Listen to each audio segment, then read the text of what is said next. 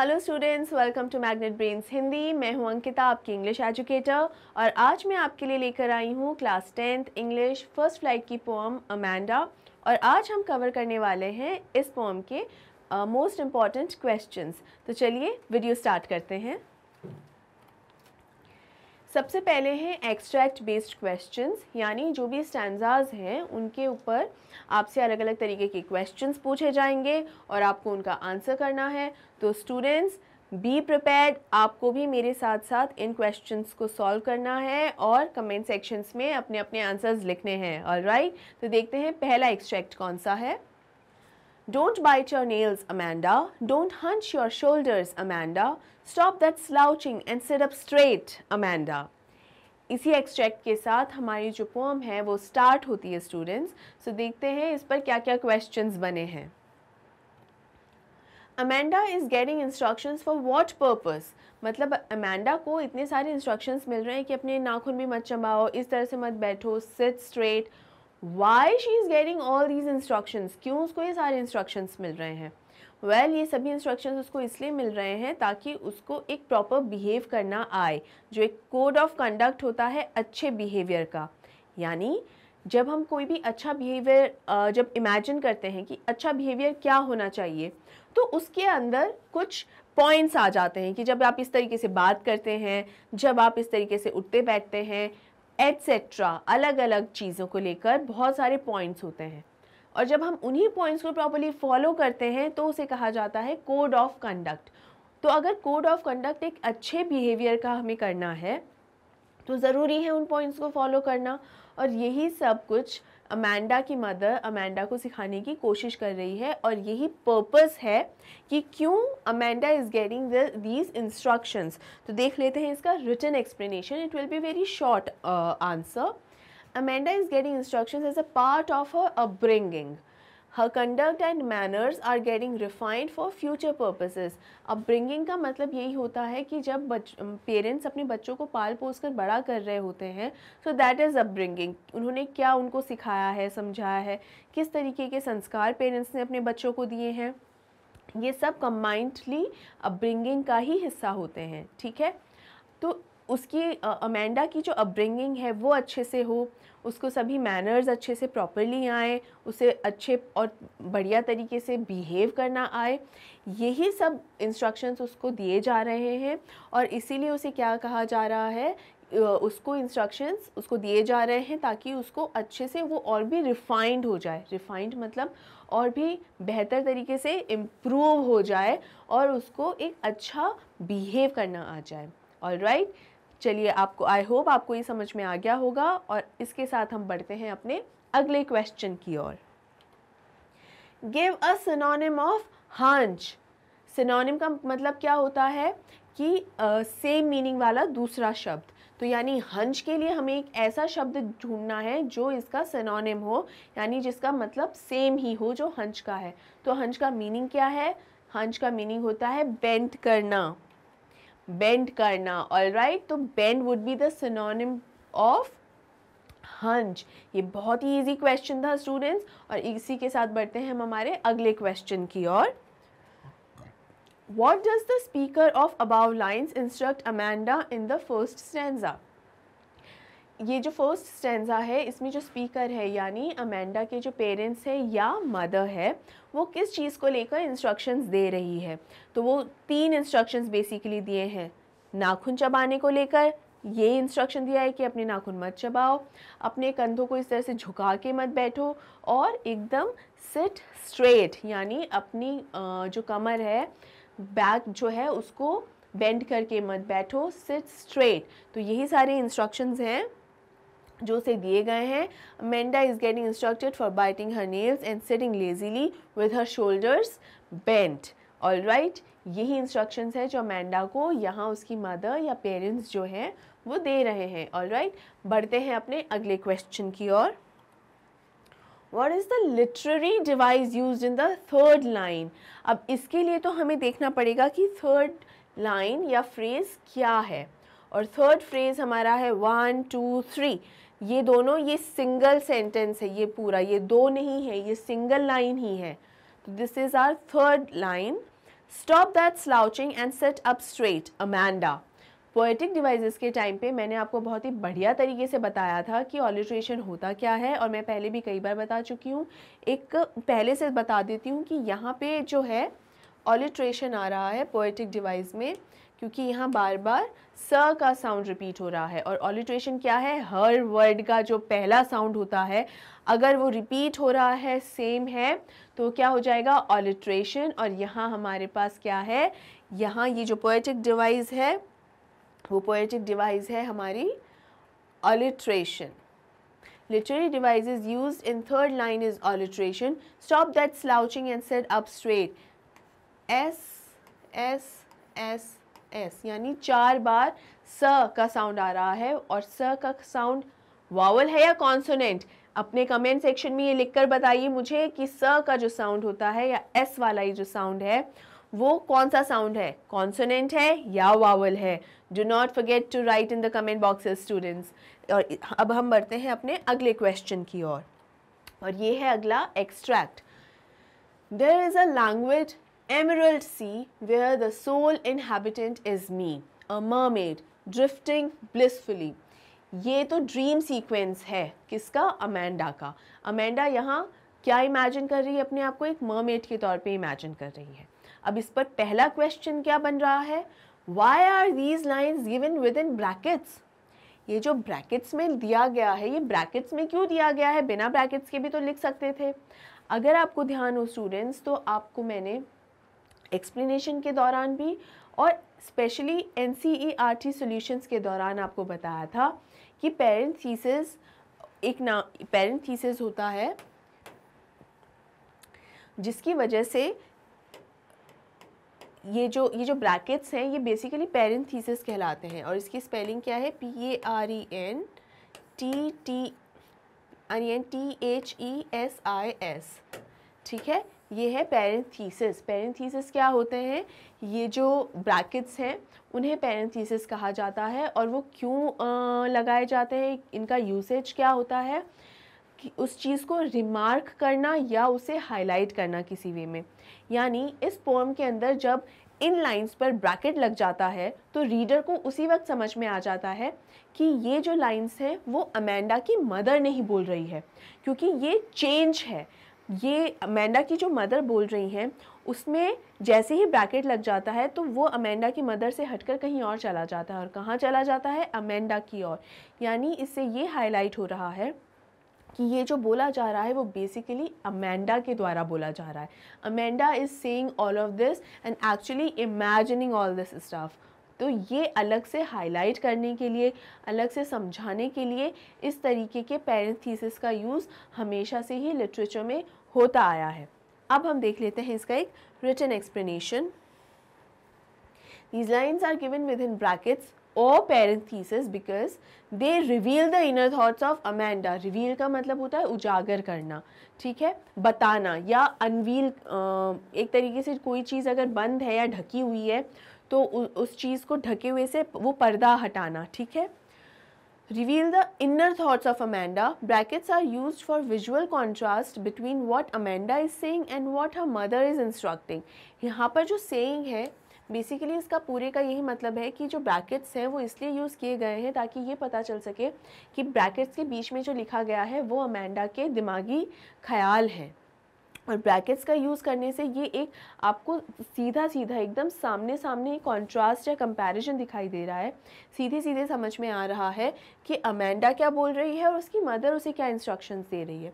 अब यहाँ पर सेइंग वर्ड यूज़ करा है, तो सेइंग का मतलब यहाँ ये नहीं है कि एक्चुअल में अमेंडा कुछ बोल रही है।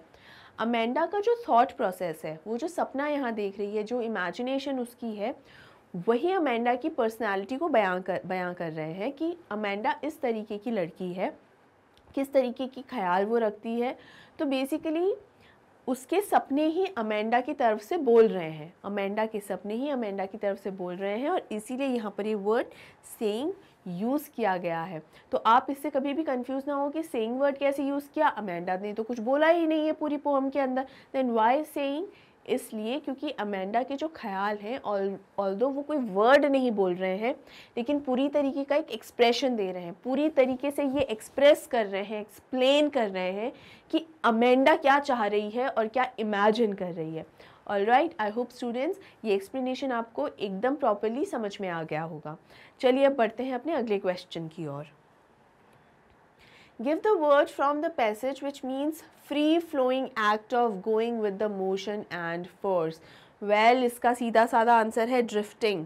Drifting means free flowing act of going with the motion, यानी ड्रिफ्ट ले जाना, एक बहाव के साथ बह जाना, इसका ही मतलब है ड्रिफ्ट स्टूडेंट्स।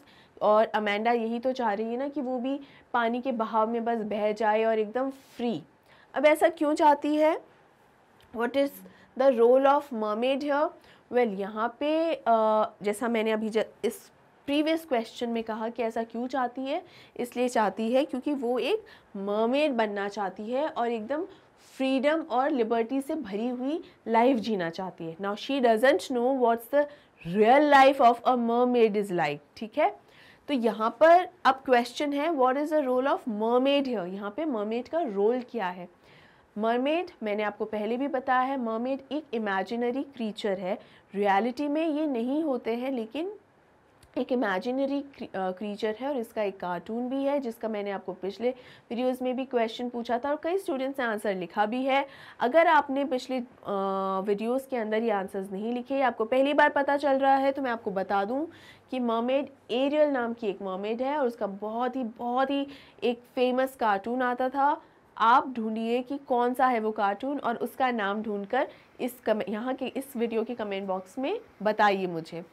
और अब है कि मरमेड का यहाँ रोल क्या है। मरमेड का रोल बेसिकली यहाँ यही है, ये दिखाया जा रहा है कि एक फ्रीडम ही दिखाई जा रही है, बेसिकली लिबर्टी की। जिस तरीके से मरमेड इतना एक रिलैक्स लाइफ जीती है कि एकदम पानी पे बहती चली जाती है, अमेंडा भी उसी तरीके की लाइफ जीना चाहती है। इसका रिटन एक्सप्लेनेशन देख लेते हैं कि mermaid is a part of Amanda's fantasy in her own created world as mermaid sails in a sea carelessly and effortlessly. Similarly Amanda longs to do so in a place where she is all by herself. यानी mermaid क्या है, ये सबसे पहले तो Amanda के जो ख्याली दुनिया है ना, फैंटेसी वाला जो फैंटेसी वर्ल्ड जो है, उसमें जो अमेंडा है उसने इमेजिन कर रखा है मरमेड को कि मैं एक मरमेड बन गई। क्यों? क्योंकि मरमेड जिस तरीके से सेल करती है पानी में, सेल करने का मतलब है पानी में जिस तरीके से बहती है, जैसे नाव बहती है, बोट बहती है, तो हम क्या बोलते हैं, द बोट इज़ सेलिंग। तो जिस तरह से मरमेड बहती है वो एकदम केयरलेसली, बेपरवाह बहती है एकदम। मरमेड ज़्यादा दिमाग ही नहीं लगाती है कि मैं इधर जाऊँ उधर, क्योंकि उसके ऊपर कोई इस तरीके की लायबिलिटी नहीं है, वैसी लायबिलिटी जो अब धीरे धीरे अमेंडा को महसूस होने लगी है। तो मरमेड जो है एकदम केयरलेसली, बेपरवाह और बिना किसी एफर्ट के। देखिए जो फ़िश होती है, फ़िश को तैरने में कोई एफर्ट नहीं लगता, ज़ोर नहीं लगता, क्योंकि वही उसका नियम ही वही है, तरीका ही वही है और स्वभाव ही वही है, तैरना। जैसे आपको मुझे वॉक करना कितना नेचुरल ट्रेट है हमारा कि हम वॉक करेंगे या चलेंगे, उसी तरह जो मरमेड है वो भी फ़िश का ही एक रूप है। तो फ़िश जो है या मछली जो है, उससे वो जब मरमेड तैरती है तो उसको कोई एफर्ट नहीं लगाने होते, हाथ पैर नहीं मारने होते, बहुत ही ईजी और बहुत कैजुअली वो तैरती है। तो उसी तरीके से ये इमेजिन कर रही है अमेंडा अपने आप को कि वो जहाँ पर भी रहे एकदम अकेले रहे, all by herself. All by herself मतलब बस मैं ही हूँ और कोई ना हो, तो मैं एकदम रिलैक्स और अपने हिसाब से रहूँ, बिल्कुल चिल करूँ, कोई परेशानी ना हो मुझे, और बिल्कुल जैसे एक मरमेड केयरलेसली और एफर्टलेसली ड्रिफ्ट होती जाती है पानी पे, मैं भी वैसे ही ड्रिफ्ट होती रहूं और मुझे कोई भी रोके टोके नहीं। मतलब फुल ऑफ फ्रीडम चाहिए उसे, एक ऐसी लाइफ चाहिए जिसमें फ्रीडम हो, लिबर्टी हो और किसी भी तरीके की कोई रिस्पॉन्सिबिलिटी नहीं हो। ऑलराइट, चलिए आई होप आपको ये समझ में आ गया होगा। बढ़ते हैं अपने अगले क्वेश्चन की ओर। और अगला क्वेश्चन है which word in the extract means opposite of sorrowful. यानी कोई ऐसा वर्ड हमें बताना है जो सॉरोफुल यानी दुखी जो होता है इसका एकदम ऑपोजिट है। तो ऑपोजिट का हम क्या बोल सकते हैं, एंटोनिम बोल सकते हैं, बिल्कुल बोल सकते हैं। यानी अगर आपसे यहाँ पूछा जाए कि which word in the extract means antonym of sorrowful, तो भी सेम ही मीनिंग निकल के आएगा, क्योंकि एंटोनिम का मतलब होता है एंटी यानी ऑपोजिट ऑफ द वर्ड, ठीक है। और यहाँ पर कौन सा है वो वर्ड, सॉरोफुली का जो एंटोनिम है वो है blissful. Blissfully is opposite of sorrowful. I hope students आपको ये भी समझ में आ गया होगा। ये एक वोकैबुलरी का क्वेश्चन है, और इस तरीके के क्वेश्चन से आपकी वोकैबुलरी तो इम्प्रूव होती ही है, एग्जाम में मार्क्स भी मिल जाते हैं। ओके, चलिए बढ़ते हैं अपने अगले क्वेश्चन की तरफ। Don't eat that chocolate Amanda, remember your acne Amanda, will you please look at me when I am speaking to you Amanda. ये फिर से यही प्रॉब्लम हो रही है अमेंडा को कि अब वो चॉकलेट भी नहीं खा सकती, क्योंकि चॉकलेट खाएगी तो उसे एक्नी का इशू हो जाएगा। और उसकी मदर बोल रही है कि तुम मेरी तरफ देखो तो सही जब मैं तुमसे बात कर रही हूँ। वो देख क्यों नहीं रही है, क्योंकि वो अपने ही ख्यालों में खोई हुई है, तो वो ध्यान ही नहीं दे रही है।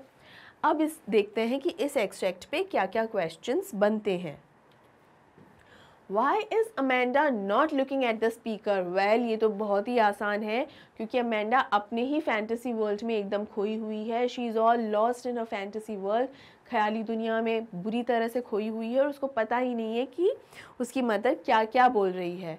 So Amanda is lost in her own thoughts and is paying no attention to instructions being given to her. That is why she is not looking at the speaker. यानी अपने ही ख्यालों में खोई हुई है, और इसीलिए जो इंस्ट्रक्शंस उसे दिए जा रहे हैं उसकी मदर की तरफ से या स्पीकर की तरफ से, उस पर वो कोई ध्यान नहीं दे रही है। पे अटेंशन मतलब ध्यान देना, तो उस पर कोई ध्यान नहीं दे रही है, और इसीलिए she is not looking at the speaker. अब उसे पता ही नहीं, जब वो ध्यान ही नहीं दे रही है और कहीं और खोई हुई है, तो वो कैसे ये अपनी मदर की तरफ देखेगी, तो इसीलिए वो अपनी मदर की तरफ नहीं देख रही है। अगला क्वेश्चन है, find the word in the extract which means same as consume, यानी कंज्यूम से मिलता जुलता ऐसा कोई वर्ड जो इस एक्सट्रैक्ट में बताता है कि उसका मतलब है कंज्यूम, कि कंज्यूम करना। तो ईट इज़ द वर्ड, खाना। Eat means same as consume, मतलब you are consuming so many chocolates Amanda and it will cause you acne problem, ठीक है। मतलब आप बहुत ज़्यादा चॉकलेट्स ग्रहण कर रही हैं अमेंडा, और आपको पिंपल्स वाला प्रॉब्लम हो सकता है, तो ध्यान रखिए, यही बताया जा रहा है। तो कंज्यूम का एक तरीके से सिनोनिम ही पूछा जा रहा है कि कंज्यूम का सिनोनिम क्या हो गया है, ईट। ओके, चलिए नेक्स्ट क्वेश्चन है, the speaker is so worried about acne, what does it show. अब एक्नी का प्रॉब्लम यही है कि चेहरे पे दाग धब्बे या पिंपल्स, तो क्यों जो स्पीकर है या मदर है या पेरेंट्स हैं वो इतना ज़्यादा इस चीज़ को लेकर केयरफुल क्यों है कि अमेंडा को हो सकता है एक्नी प्रॉब्लम हो जाए, पिंपल्स हो जाएं, तो ऐसा क्या इशू है जिसकी वजह से वो इतना ज़्यादा ध्यान दे रहे हैं। देखिए, पिंपल्स तो हो ही जाते हैं, आप नहीं भी चॉकलेट खाएंगे तब भी हो सकता है कई बार पिंपल्स हो जाएं या दाग धब्बे, कई बार चोट भी लग जाती है। There can be so many reasons. इतना ज़्यादा ओवर प्रोटेक्टिव क्यों हो रही है अमेंडा की मदर, क्योंकि कहीं ना कहीं वो ये चाहती है, यहाँ पर एक ना फिज़िकल अपीयरेंस की भी बात हो रही है। फिज़िकल अपीयरेंस, फिज़िकल अपीयरेंस की बात यहाँ पर इसलिए हो रही है कि आप दिखने में कैसे हैं, क्या आप दिखने में सुंदर है, आपकी स्किन क्लियर है। तो यहाँ पर इस चीज़ पर जोर दिया जा रहा है कि अगर आप दिखने में भी अच्छे हैं तो वो बेहतर है, वो आपके प्लस पॉइंट्स होंगे कहीं ना कहीं। लेकिन अगर आप दिखने में अच्छे नहीं हैं तो कहीं ना कहीं वो नेगेटिव पॉइंट्स होंगे। बट स्टूडेंट्स, रियलिटी में ऐसा नहीं है। दिखने में आप कैसे हैं उससे कोई फ़र्क नहीं पड़ता, क्योंकि वो आपकी कोई क्वालिटी नहीं है। अगर आप दिखने में अच्छे हैं या जैसा लोगों के मतलब एक रूल बुक के अकॉर्डिंग अगर आप दिखने में अच्छे नहीं हैं, तो how does it matter. What matters is आप कितना प्रॉपरली अपने आप को रखते हैं, क्या आपका तरीके से रहना ज़रूरी है, ठीक है। किस तरीके के आप दिखते हैं, it doesn't matter at all. तो यहाँ पर ये आपका जो नेचर है, जो आपका एटीट्यूड है या बिहेवियर है, वो अच्छा होना चाहिए, दैट इज़ मोर इम्पॉर्टेंट। लेकिन यहाँ पे अमेंडा को इसलिए भी इतना सब कहा जा रहा है कि अगर तुम अच्छी नहीं दिखोगी तो कहीं ना कहीं इसका ब्लेम इसकी मदर पे ही आएगा। तो कि मदर ध्यान नहीं रखती है, that is why Amanda is suffering with acne issues. तो इसीलिए फिजिकल अपीयरेंस के बारे में यहाँ पर ये बात हुई है। अब देख लेते हैं इसका written explanation. Speaker being worried about acne shows how much importance is given to physical beauty in a household. Amanda is prepared for the unforeseen future. Natural experience such as acne is also taken care of at any cost. इसका मतलब ये है कि acne एक ऐसा issue है जो बहुत ही नेचुरल है, यानी किसी को भी acne इशू हो सकता है और कभी भी हो सकता है, लेकिन उसका भी हर कीमत पे आपको ध्यान रखना है। यानी एक्नी जो कि इतना नॉर्मल प्रोसेस है, इतनी नॉर्मल चीज़ है कि किसी को भी पिंपल तो हो ही सकता है, और इतना नॉर्मल होने के बावजूद उस पर इतना ज़्यादा ध्यान कि तुम ये मत खाओ वरना तुम्हें एक्ने हो जाएगा, तुम ये मत करो वरना तुम्हें ये हो जाएगा, इतना ज़्यादा ध्यान। मतलब आपका जो मेन एजेंडा यहाँ पर है मदर का वो यही है कि फ़िज़िकल ब्यूटी जो है अमेंडा की, वो दिखने में जितनी अच्छी लगती है उसमें कोई भी रोक टोक या कोई भी रुकावट नहीं होना चाहिए। हमेशा अमेंडा अच्छी दिखनी चाहिए, हमेशा अमेंडा चेयरफुल दिखनी चाहिए, नो मैटर अगर वो अंदर से मन से खुश है या नहीं है, लेकिन जब लोग देखें तो वो खुश दिखनी चाहिए, वो सुंदर दिखनी चाहिए। यही मेन एजेंडा है यहाँ पे अमेंडा की मदर का या यहाँ स्पीकर का। आई होप स्टूडेंट्स आपको ये एक्सप्लेनेशन समझ में आया होगा और इसका मीनिंग एक समझ में आया होगा कि फ़िज़िकल ब्यूटी को कितना ज़्यादा तवज्जो दी जाती है, कितना ज़्यादा इम्पोर्टेंस दी जाती है। ये नहीं सोचा जाता कि inner beauty is more important, आपका जो व्यवहार है, जो आपका नेचर है वो ज़्यादा ज़रूरी है। ऑलराइट, और आप बाहर से कितना खुश दिखाई दे रहे हैं, it doesn't matter at all. आप अंदर से कितना खुश हैं, मन से आप कितना खुश हैं, it matters a lot. Alright, चलिए इसी के साथ हम बढ़ते हैं अपने अगले क्वेश्चन की ओर। Which word in the extract means the same as to gaze? Gauge का मतलब क्या होता है? गेज का मतलब होता है देखना। तो एक्सट्रैक्ट में से क्या मीनिंग है? एक्सट्रैक्ट में से मीनिंग है look. To look means same as to gaze. To look means the same as to gaze. If possible students, जब आप भी आंसर्स लिख रहे हो तो यहाँ पर एक छोटे से कोट्स लगा लें या इन्वर्टेड कॉमास लगा लें and after that put a bracket. ये नहीं भी लगाएंगे तो बहुत ज़्यादा कोई प्रॉब्लम नहीं है, बट लगा लेंगे तो ये एक हाईलाइट करता है कि इन्हीं वर्ड्स की बात हम कर रहे हैं। आई होप आपको ये समझ में आ गया होगा। बढ़ते हैं अपने अगले क्वेश्चन की ओर। I am an orphan roaming the street. I pattern soft dust with my hushed bare feet. The silence is golden, the freedom is sweet. इस एक्सट्रैक्ट, ये बहुत ही सुंदर एक्सट्रैक्ट है और देखते हैं कि इस पर कौन से क्वेश्चंस बने हैं। पहला क्वेश्चन है how come silence is golden.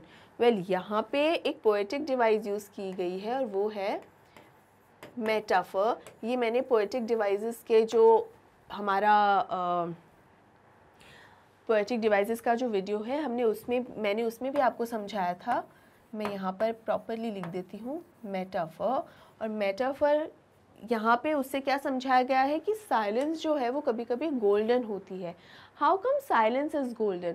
Silence golden इसलिए होती है कि कई बार जो चुप्पी होती है वो बेस्ट होती है, एंड गोल्डन कलर भी अपने कलर्स में बेस्ट ही माना जाता है कि it is best, it is सुनहरा। और सुनहरा किस किस चीज़ से कंपेयर होता है? एक अच्छा सक्सेसफुल करियर से, आप मतलब नॉट जस्ट करियर, सक्सेसफुल होने से कंपेयर किया जाता है कि सुनहरा।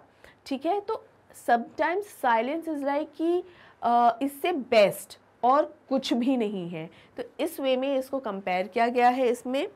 और इसका रिटन एक्सप्लेनेशन कुछ इस तरह से है कि silence is showed golden using the poetic device metaphor. By making silence golden the poet is estimating the worth of silence. मतलब साइलेंस की जो वैल्यू है, साइलेंस की जो वैल्यू है वो बताई जा रही है। यहाँ पे पोएट वही बताने की कोशिश कर रही हैं कि साइलेंस कितनी ज़रूरी है। For Amanda seeks peace and calmness which is absent in her reality. मतलब जो अमेंडा है वो जो पीस और जो रिलैक्स्ड या काम एटमॉस्फेयर जो अपनी इमेजिनेशन में सब सोच लेती है, ख्यालों में जो इमेजिन कर लेती है, वो रियलिटी में एग्जिस्ट ही नहीं करता। यानी साइलेंस में जो पीस है, जो कामनेस है, जो रिलैक्सेशन या फ्रीडम है, वो रियलिटी में एग्जिस्ट नहीं कर रही है। इसीलिए साइलेंस ही क्या हुआ, गोल्डन। तो अमेंडा इस साइलेंस को बखूबी समझ रही है कि उसकी वैल्यू क्या है, और उसी को ही इस पोएट ने अमेंडा के थ्रू समझाने की कोशिश की है। अब देख लेते हैं अपना अगला question. Give a synonym of roaming. Roaming मतलब क्या होता है, रोमिंग का मतलब होता है वॉन्डरिंग,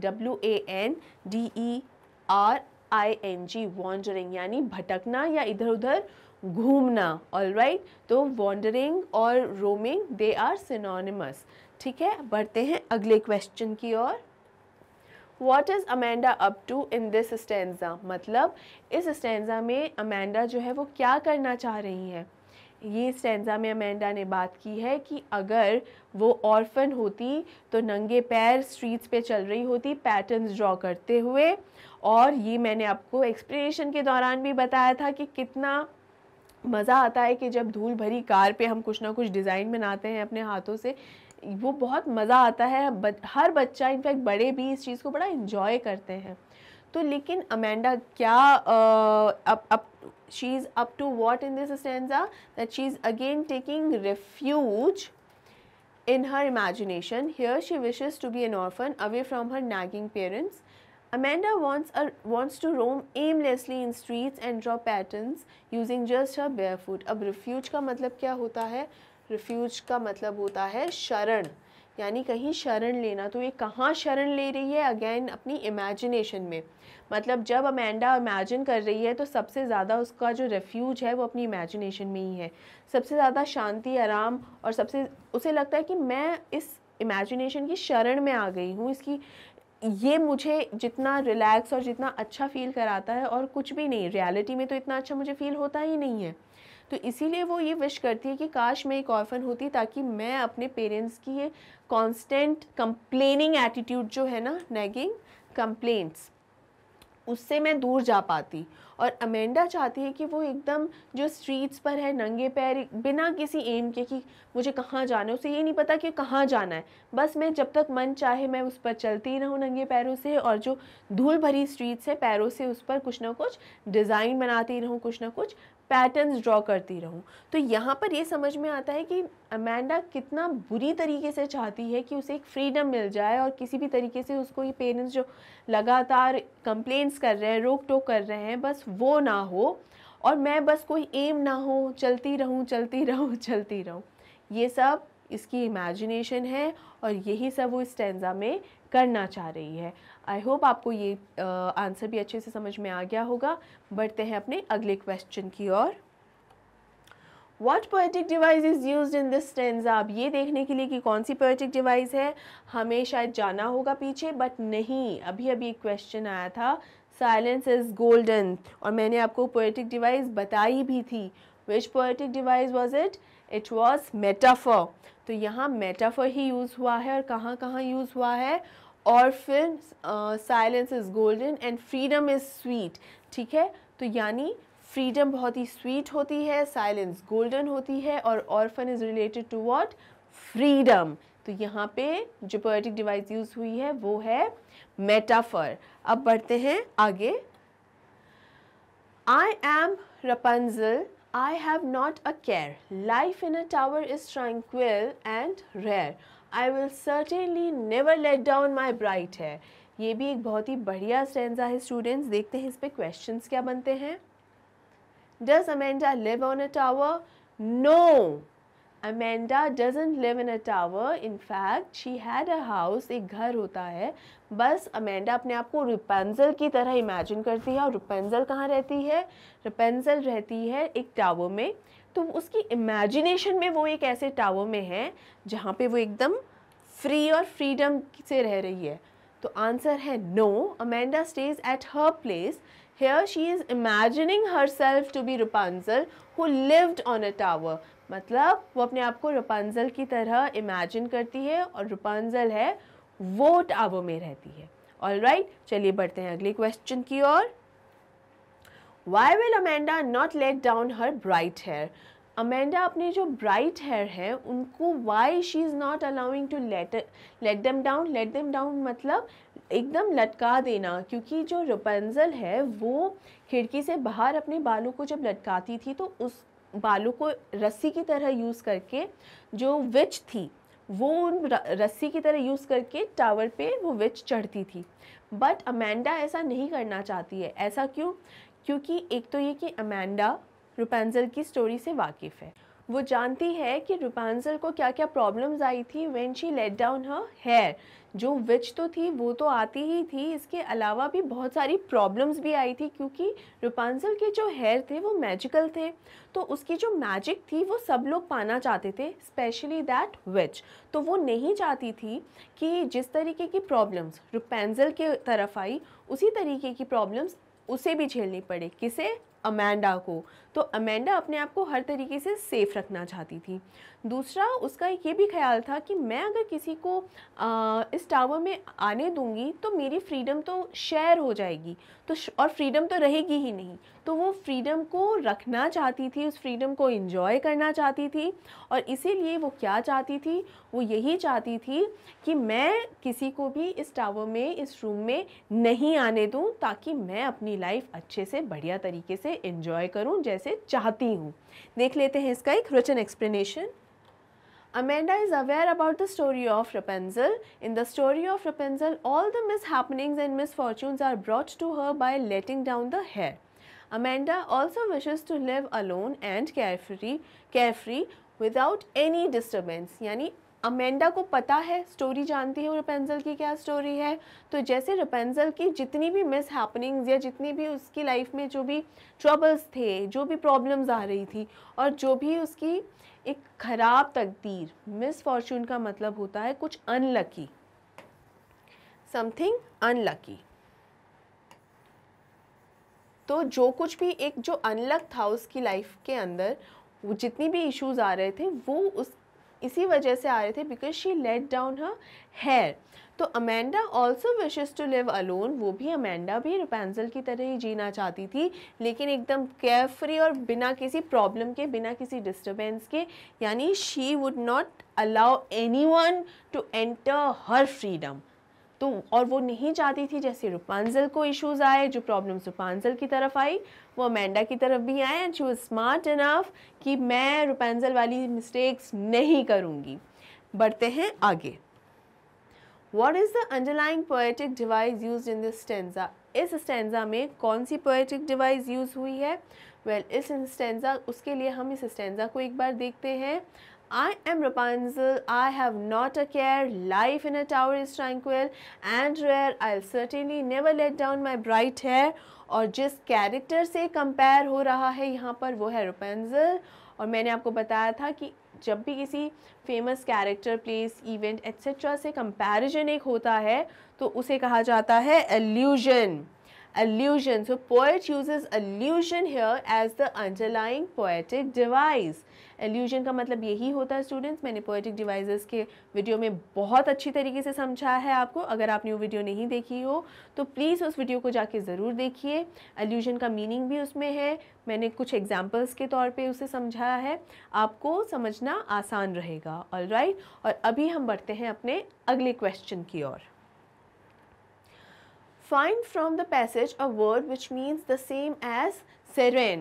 serene या serene, इसका क्या मतलब है? ऐसा कोई भी वर्ड जो इस एक्सट्रैक्ट में या स्टेंजा में ये इसी का मीनिंग बताता हो, वो कौन सा वर्ड है? वो वर्ड है ट्रैंक्विल।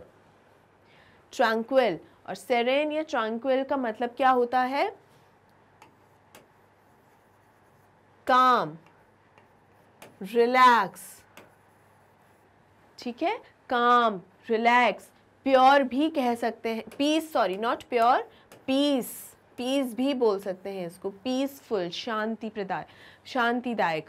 तो पीस, काम, रिलैक्स, ये सभी क्या किनके मीनिंग है? सेरेन या ट्रैंक्विल के। ठीक है, ये एक वोकैब क्वेश्चन है स्टूडेंट्स, बहुत ध्यान रखिएगा। भले ही डायरेक्ट क्वेश्चन ना आए इस पर, लेकिन आपको ये वर्ड्स अपने आंसर को और बेहतर तरीके से एक्सप्लेन करने में ज़रूर मदद करेंगे। ऑलराइट, और अब बढ़ते हैं अपने अगले क्वेश्चन की ओर।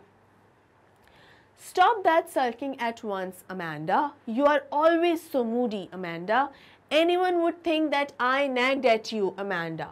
इसका ये मतलब है कि यहाँ पर जो मदर है वो बोल रही है कि इतना ज़्यादा मुंह मत फुलाओ, इतना ज़्यादा दुखी होकर मत रहो, क्योंकि अगर तुम्हें लोगों ने ऐसे देखा तो सब सोचेंगे कि मैं तुम्हें बहुत ही टॉर्चर करती हूँ, हरास करती हूँ, बहुत ही दुखी करती हूँ, तो तुम इस तरह से मत रहो। अब देखते हैं इस एक्सट्रैक्ट पे कौन कौन से क्वेश्चंस बनते हैं।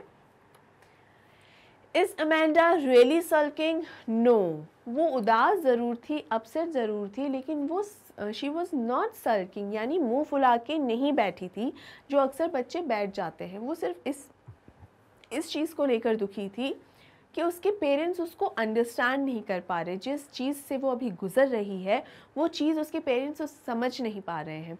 तो she was just upset and not sulking. Amanda is not sulking, she just doesn't care about instructions given to her as she is lost in a world of her own. यानी वो इतनी छोटी है कि वो अपनी ही दुनिया में खोई हुई थी, इसलिए उसका ध्यान नहीं था कि उसकी मदर उसको क्या बोल रही है या क्या इंस्ट्रक्शंस दे रही है। जानबूझ के ना तो वो अपनी मदर की इंसल्ट करना चाह रही थी, ना ही वो जानबूझ के इस तरीके का कोई बर्ताव करना चाह रही थी जिससे उसकी मदर को बुरा फील हो। वो सिर्फ आउट ऑफ इनोसेंस अपनी ही दुनिया में खोई हुई थी और उसे एंजॉय कर रही थी, ना कि मुंह फुलाकर बैठी थी। She was not sulking at all. अब अपन बढ़ते हैं अपने अगले क्वेश्चन की ओर। Why does the speaker care for others? Speaker कौन है? Mother. And care for others का मतलब ये है कि क्यों जो मदर है वो दूसरों का ध्यान रख रही है। दूसरों का ध्यान रख रही है कैसे पता चल रहा है? वेल, हर चीज़ में इसकी मदर का आ रहा है कि तुम अगर इस तरीके से रहोगी, इतनी उदास बैठोगी और दूसरे लोग देखेंगे तो क्या सोचेंगे, फिर वो मुझे गलत समझेंगे। फिर ये भी एक्नी से रिलेटेड भी एक पॉइंट आया था कि तुम्हें एक्नी हो जाएगा, वो भी कहीं ना कहीं यही चीज़ दर्शा रहा है कि अगर फिज़िकल ब्यूटी दिखा रहा है कि जब लोग तुम्हें देखेंगे तो उनको तुम बिल्कुल भी अच्छी नहीं दिखाई दोगी, क्योंकि तुम्हारे चेहरे पे दाग धब्बे हैं, पिंपल्स हैं, तो फिज़िकल ब्यूटी का एस्पेक्ट है। तो यहाँ पर भी अमेंडा की मदर यही सोच रही है कि अगर अमेंडा ने खुद का ध्यान नहीं रखा तो सब लोग यही सोचेंगे कि मैं गलत हूँ, मैं बुरी हूँ और मैं मेरी बच्ची का ध्यान नहीं रखती हूँ।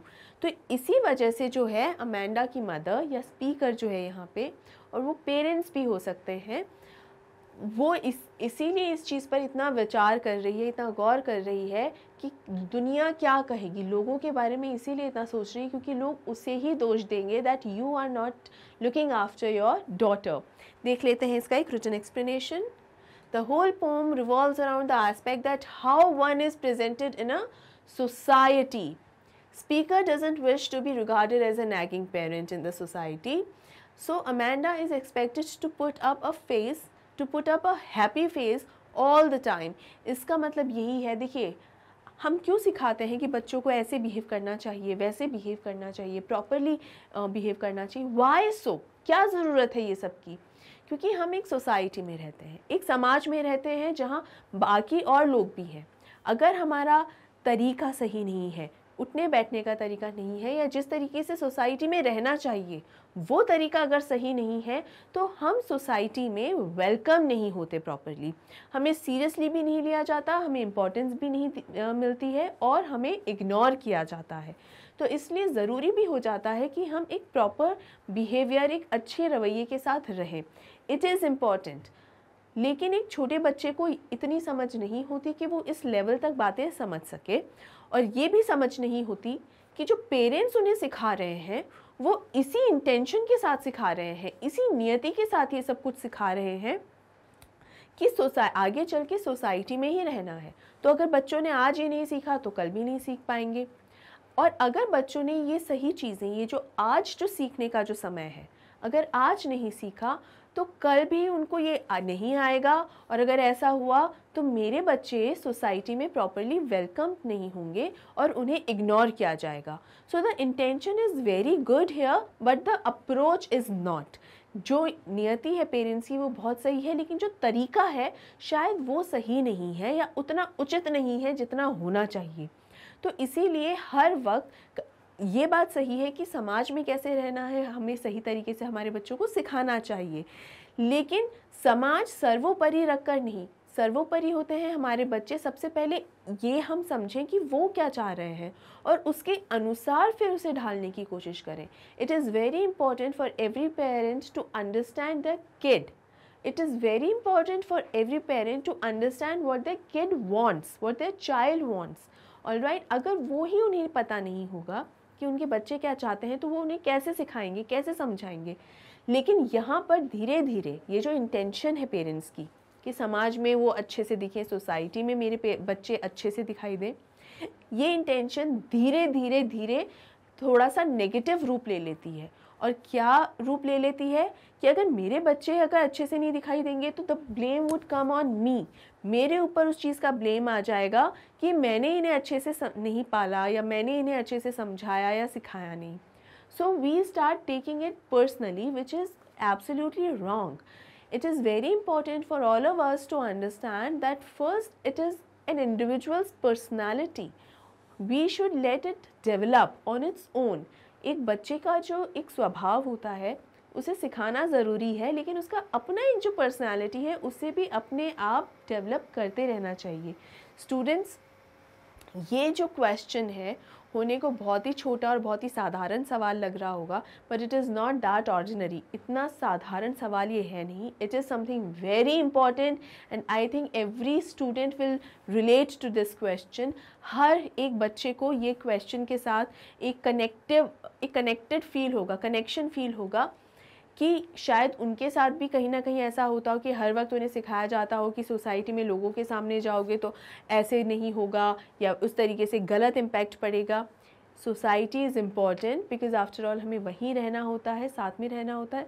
लेकिन जब तक आप एक दूसरे को ही नहीं समझोगे तो सोसाइटी में तो जाके उसको तो क्या ही समझोगे. पहला तो डायरेक्ट कनेक्शन तो बच्चे का उसके पेरेंट के साथ ही है. तो पहले आपस में एक दूसरे को प्रॉपरली समझना होता है, फिर समझाना होता है, और उसके बाद सोसाइटी आती है.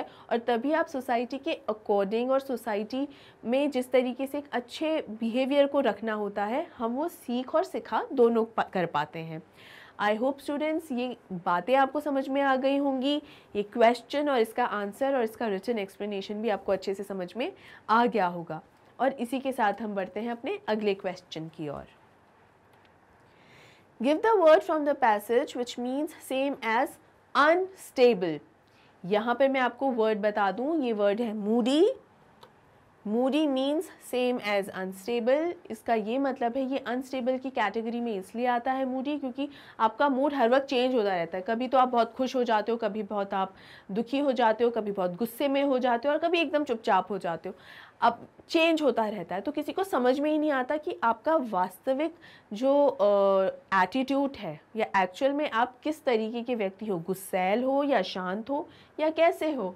तो that is known as moody and moody means same as unstable.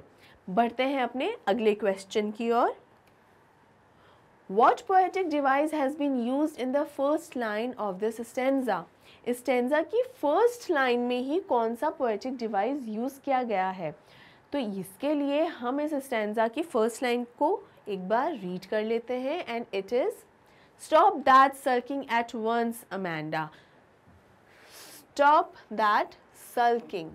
तो क्या यहाँ पे ऑलिट्रेशन है?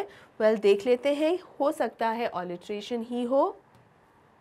And the correct answer is alliteration because the sound of S is repeating. और S क्या है? हर वर्ड का पहला, मतलब मैक्सिमम नंबर ऑफ वर्ड्स का पहले लेटर्स का साउंड है. So alliteration has been used in the first line. Words stop and sulking start with the same sound which is S. All right. I hope students आपको ये सभी के सभी जो क्वेश्चंस हैं वो प्रॉपरली समझ में आ गए होंगे. और अब हम बढ़ते हैं शॉर्ट आंसर टाइप क्वेश्चंस की ओर. ओके. और पहला क्वेश्चन है right a short note on the title of the poem. यानी जो ये टाइटल है इस पोएम का उस पर आपको एक शॉर्ट नोट लिखना है. तो टाइटल क्या है? अमेंडा. यानी इस लड़की के नाम पर ही ये पोएम है. तो इसका मतलब एक लड़की के ऊपर ये पोएम है, एक लड़की की स्टोरी है. वो लड़की क्या चाह रही है, किस तरीके से क्या रोल उसके पेरेंट्स उसकी लाइफ में प्ले कर रहे हैं, उसकी अपब्रिंगिंग को लेकर और हर वक्त उसे जो है कोई ना कोई इंस्ट्रक्शंस देते रहते हैं। And at the same time जो पेरेंट्स जब ये इंस्ट्रक्शंस दे रहे हैं उसी समय अमेंडा क्या कर रही है, अमेंडा अपने एक अलग ही फैंटेसी वर्ल्ड में है, अलग ही ख्यालों की दुनिया में है।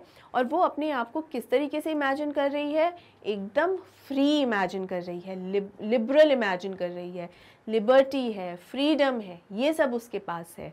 और जो पेरेंट्स के जो ये इंस्ट्रक्शंस है या कांस्टेंट नैगिंग है उससे एकदम अलग और उससे एकदम दूर वो अपने आप को इमेजिन कर रही है।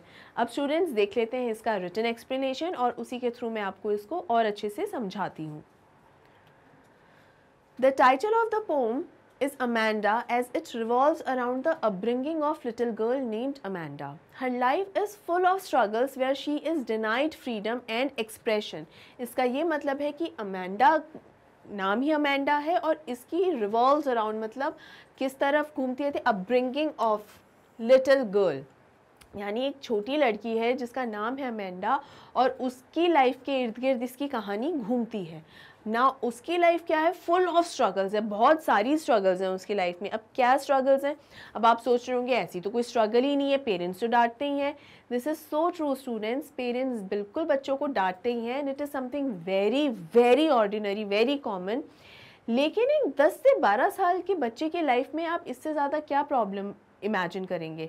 जैसे दुनिया में अलग अलग देशों पे वॉर हो रही है, अलग अलग कहीं पे कोई प्रॉब्लम आ रही है दुनिया के अंदर, कहीं कुछ इशू हो रहा है, कहीं रिसेशन आ रहा है। लेकिन एक 8-10 साल के बच्चे के लिए रिसेशन या वॉर उतने मायने नहीं रखती जितनी शायद ये चीज़ मायने रखती है कि मुझे मेरा होमवर्क कंप्लीट करना है और मेरे पास आज इरेज़र नहीं है। अगर मैंने अपना होमवर्क कंप्लीट नहीं किया तो हो सकता है अगले दिन जब मैं स्कूल जाऊं तो मेरी टीचर मुझे बहुत डांटेगी। एक 10-11 साल के बच्चे के लिए या इससे छोटे बच्चे के लिए सबसे बड़ा वॉर यही है, सबसे बड़ी ट्रबल या स्ट्रगल यही है। तो हम उसकी एज के अकॉर्डिंग सोचना चाहिए कि उसके लिए इस वक्त क्या प्रॉब्लम बड़ी होगी। कोई वॉर या वर्ल्ड वॉर नहीं, बल्कि कि एक होमवर्क के लिए जिसके लिए शायद हो सकता है उसकी टीचर से डांटे, वो होमवर्क करने के लिए उसके पास पेंसिल या इरेज़र अभी नहीं है, वो उसके लिए ज़्यादा बड़ी प्रॉब्लम होगी। ऑलराइट, तो यहाँ इसकी लाइफ भी फुल ऑफ स्ट्रगल्स है। क्यों? क्योंकि उसे फ्रीडम नहीं दिया जा रहा और उसको she is not allowed to express herself, यानी वो अपनी बातों को खुलकर कह नहीं सकती। उसे इस बात का एक डर है, इस बात का एक खौफ सता रहा है कि मैं अगर कुछ बोलूँगी तो शायद मुझे उस पर डांट पड़ेगी, शायद मुझे रोक दिया जाएगा अपनी बात कहने से। और इसी वजह से जो अमेंडा है वो खुलकर अपनी बात नहीं कह सकती है। And Amanda is so much irate that she escapes reality by living in her imaginative world. अब फ्रीडम तो चाहिए ही ना इंसान को, हर व्यक्ति को चाहिए, बड़ों को भी चाहिए तो बच्चों को भी चाहिए। तो रियल लाइफ में जो रियलिटी जो चल रही है वहाँ तो उसको वो फ्रीडम मिल नहीं रही, तो वो कहाँ जाती है, अपने इमेजिनेशन की दुनिया में चली जाती है और इमेजिनेशन की दुनिया के अंदर अपने आप को एकदम फ्री और लिबरल इमेजिन करती है। And through this gateway she experiences calmness away from her nagging parents. यही एकमात्र ज़रिया है इस बच्ची के पास जिससे वो अपने आप को लिबरल भी महसूस करती है, बहुत ज़्यादा फ्री भी महसूस करती है और वो अपने पेरेंट्स की कांस्टेंट नैगिंग या कांस्टेंट कंप्लेंट करने की जो आदत है उससे भी अपने आप को दूर महसूस करती है। आई होप स्टूडेंट्स आपको ये शॉर्ट आंसर अच्छे से समझ में आ गया होगा और इसी के साथ बढ़ते हैं हम हमारे नेक्स्ट क्वेश्चन की ओर। Why is Amanda getting scolded for having chocolates? यानी स्कोल्ड का मतलब होता है डांटना। तो वो अमेंडा जो है चॉकलेट्स खाने पर क्यों डांट खाती है? चॉकलेट खा रही है और डांट भी खा रही है, ऐसा क्यों? क्योंकि चॉकलेट्स खाने से अमेंडा को एक्नी का प्रॉब्लम हो जाता है। एक्नी का प्रॉब्लम यानी चेहरे पे दाग धब्बे पिंपल्स आ जाना, और ऐसा हो जाने से अमेंडा का जो चेहरा है वो अच्छा नहीं दिखेगा और इससे अमेंडा की मदर को ज़्यादा प्रॉब्लम होगी, क्योंकि अब जब लोग उसे देखेंगे, अमेंडा को देखेंगे, तो वो देखेंगे कि ये तो अच्छी नहीं दिखाई दे रही है, यानी अमेंडा की फिज़िकल ब्यूटी कहीं ना कहीं एक्ने की वजह से ख़राब हो जाएगी और ये बात अमेंडा की मदर को पसंद नहीं आएगी, क्योंकि लोग अल्टीमेटली उसे ही ब्लेम करेंगे कि वो अपनी बेटी का अच्छे से ध्यान नहीं रखती हैं। आइए देख लेते हैं इसका एक written explanation. Amanda is getting scolded for having chocolates as previously it had caused her acne. Amanda's mother is very particular about such things. Amanda is made conscious about her physical appearance.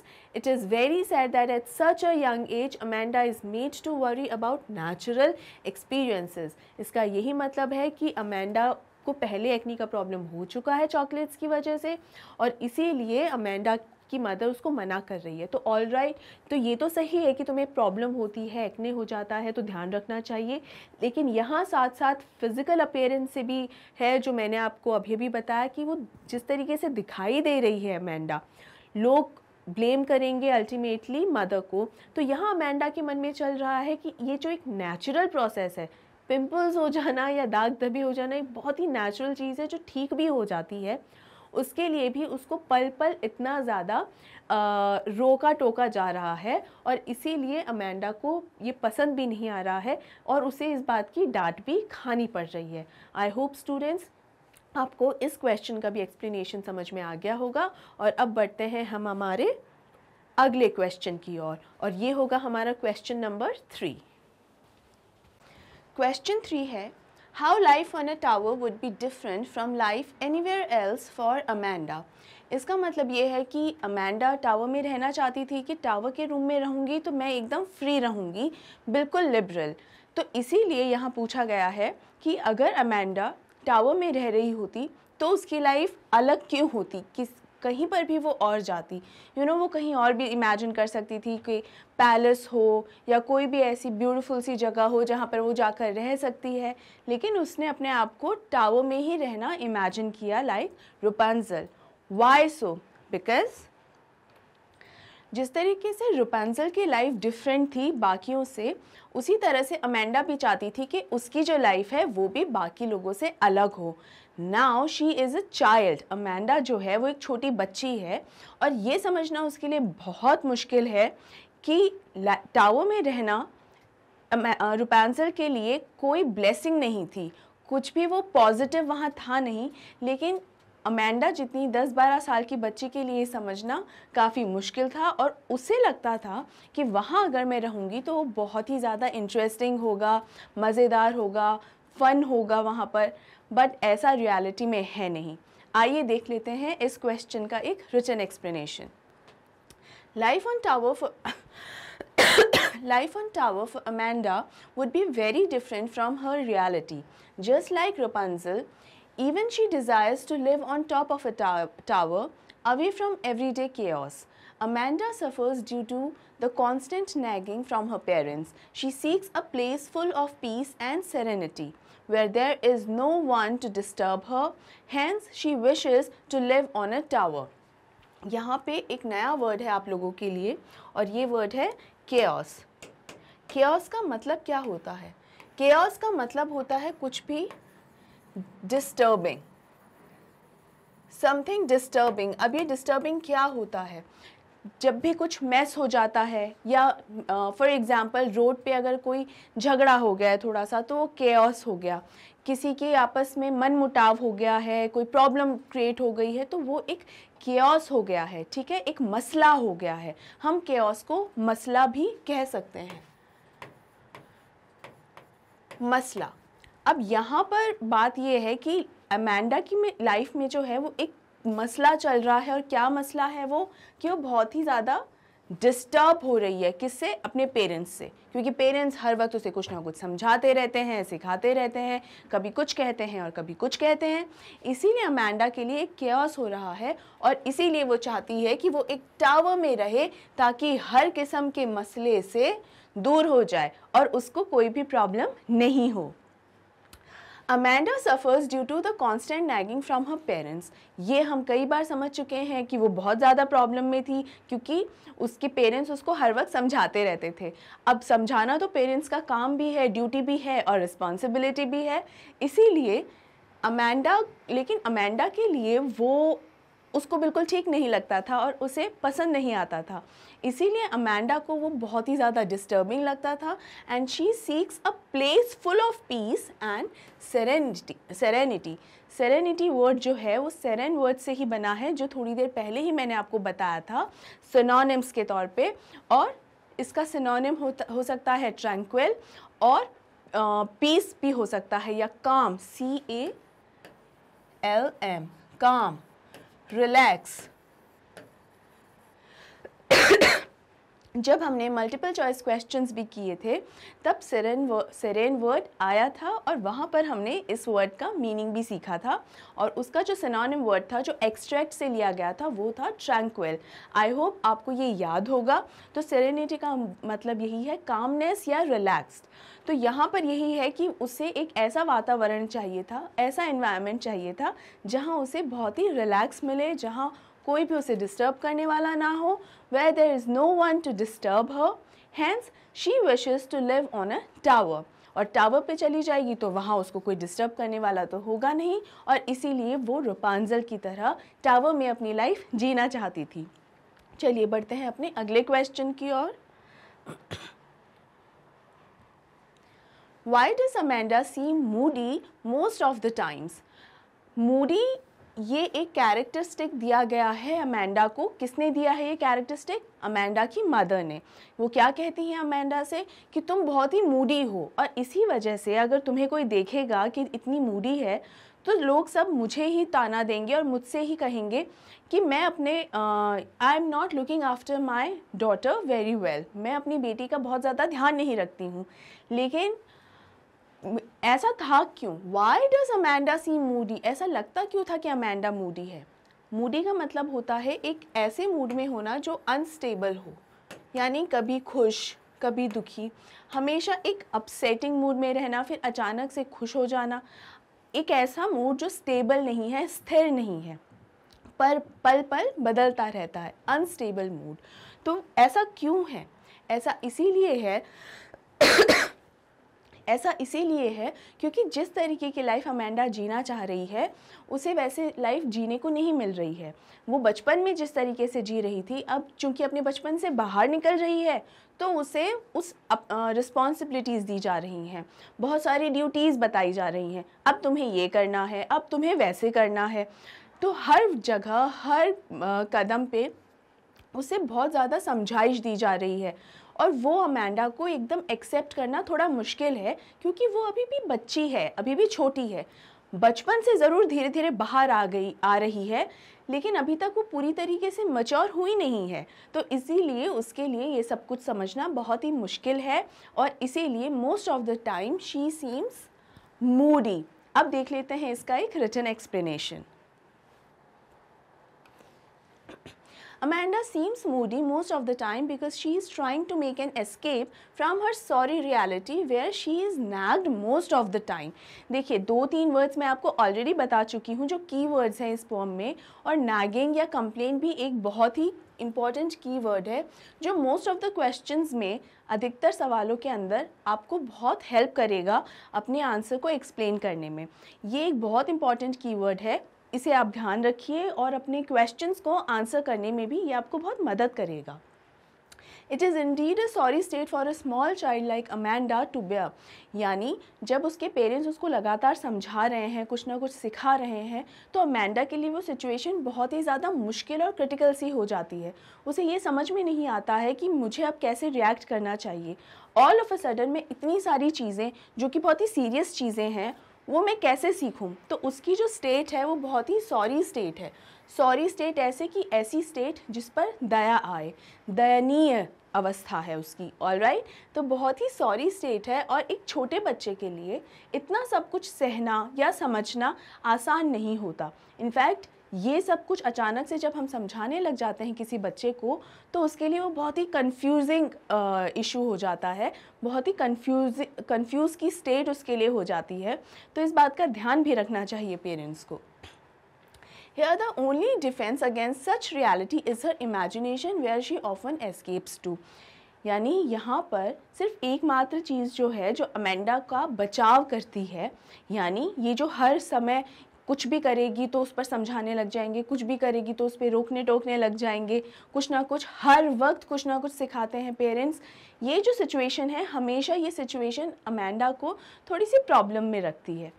लेकिन इस problem से बचने का एकमात्र उपाय जो Amanda के पास है वो क्या है? उसकी इमेजिनेशन। वो कुछ ना कुछ सोचने लग जाएगी, कुछ ना कुछ इमेजिन करने लग जाएगी, और उसकी इमेजिनेशन में वो हमेशा अपने आप को एक ऐसे रूप में देखती है जहाँ वो बहुत ही खुश है, लिबरल है, फ्री है, पूरी तरीके से आज़ाद है, और ऐसा कोई भी नहीं है जो उसे रोक टोक सके या हर वक्त उसका जो बचपन है उसको रोक सके, उसमें किसी भी तरीके का कोई भी क्लेश कर सके, ऐसा कोई भी कुछ भी नहीं है।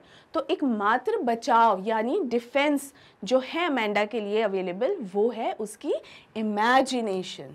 Okay, hence it makes her look Moody and uninterested.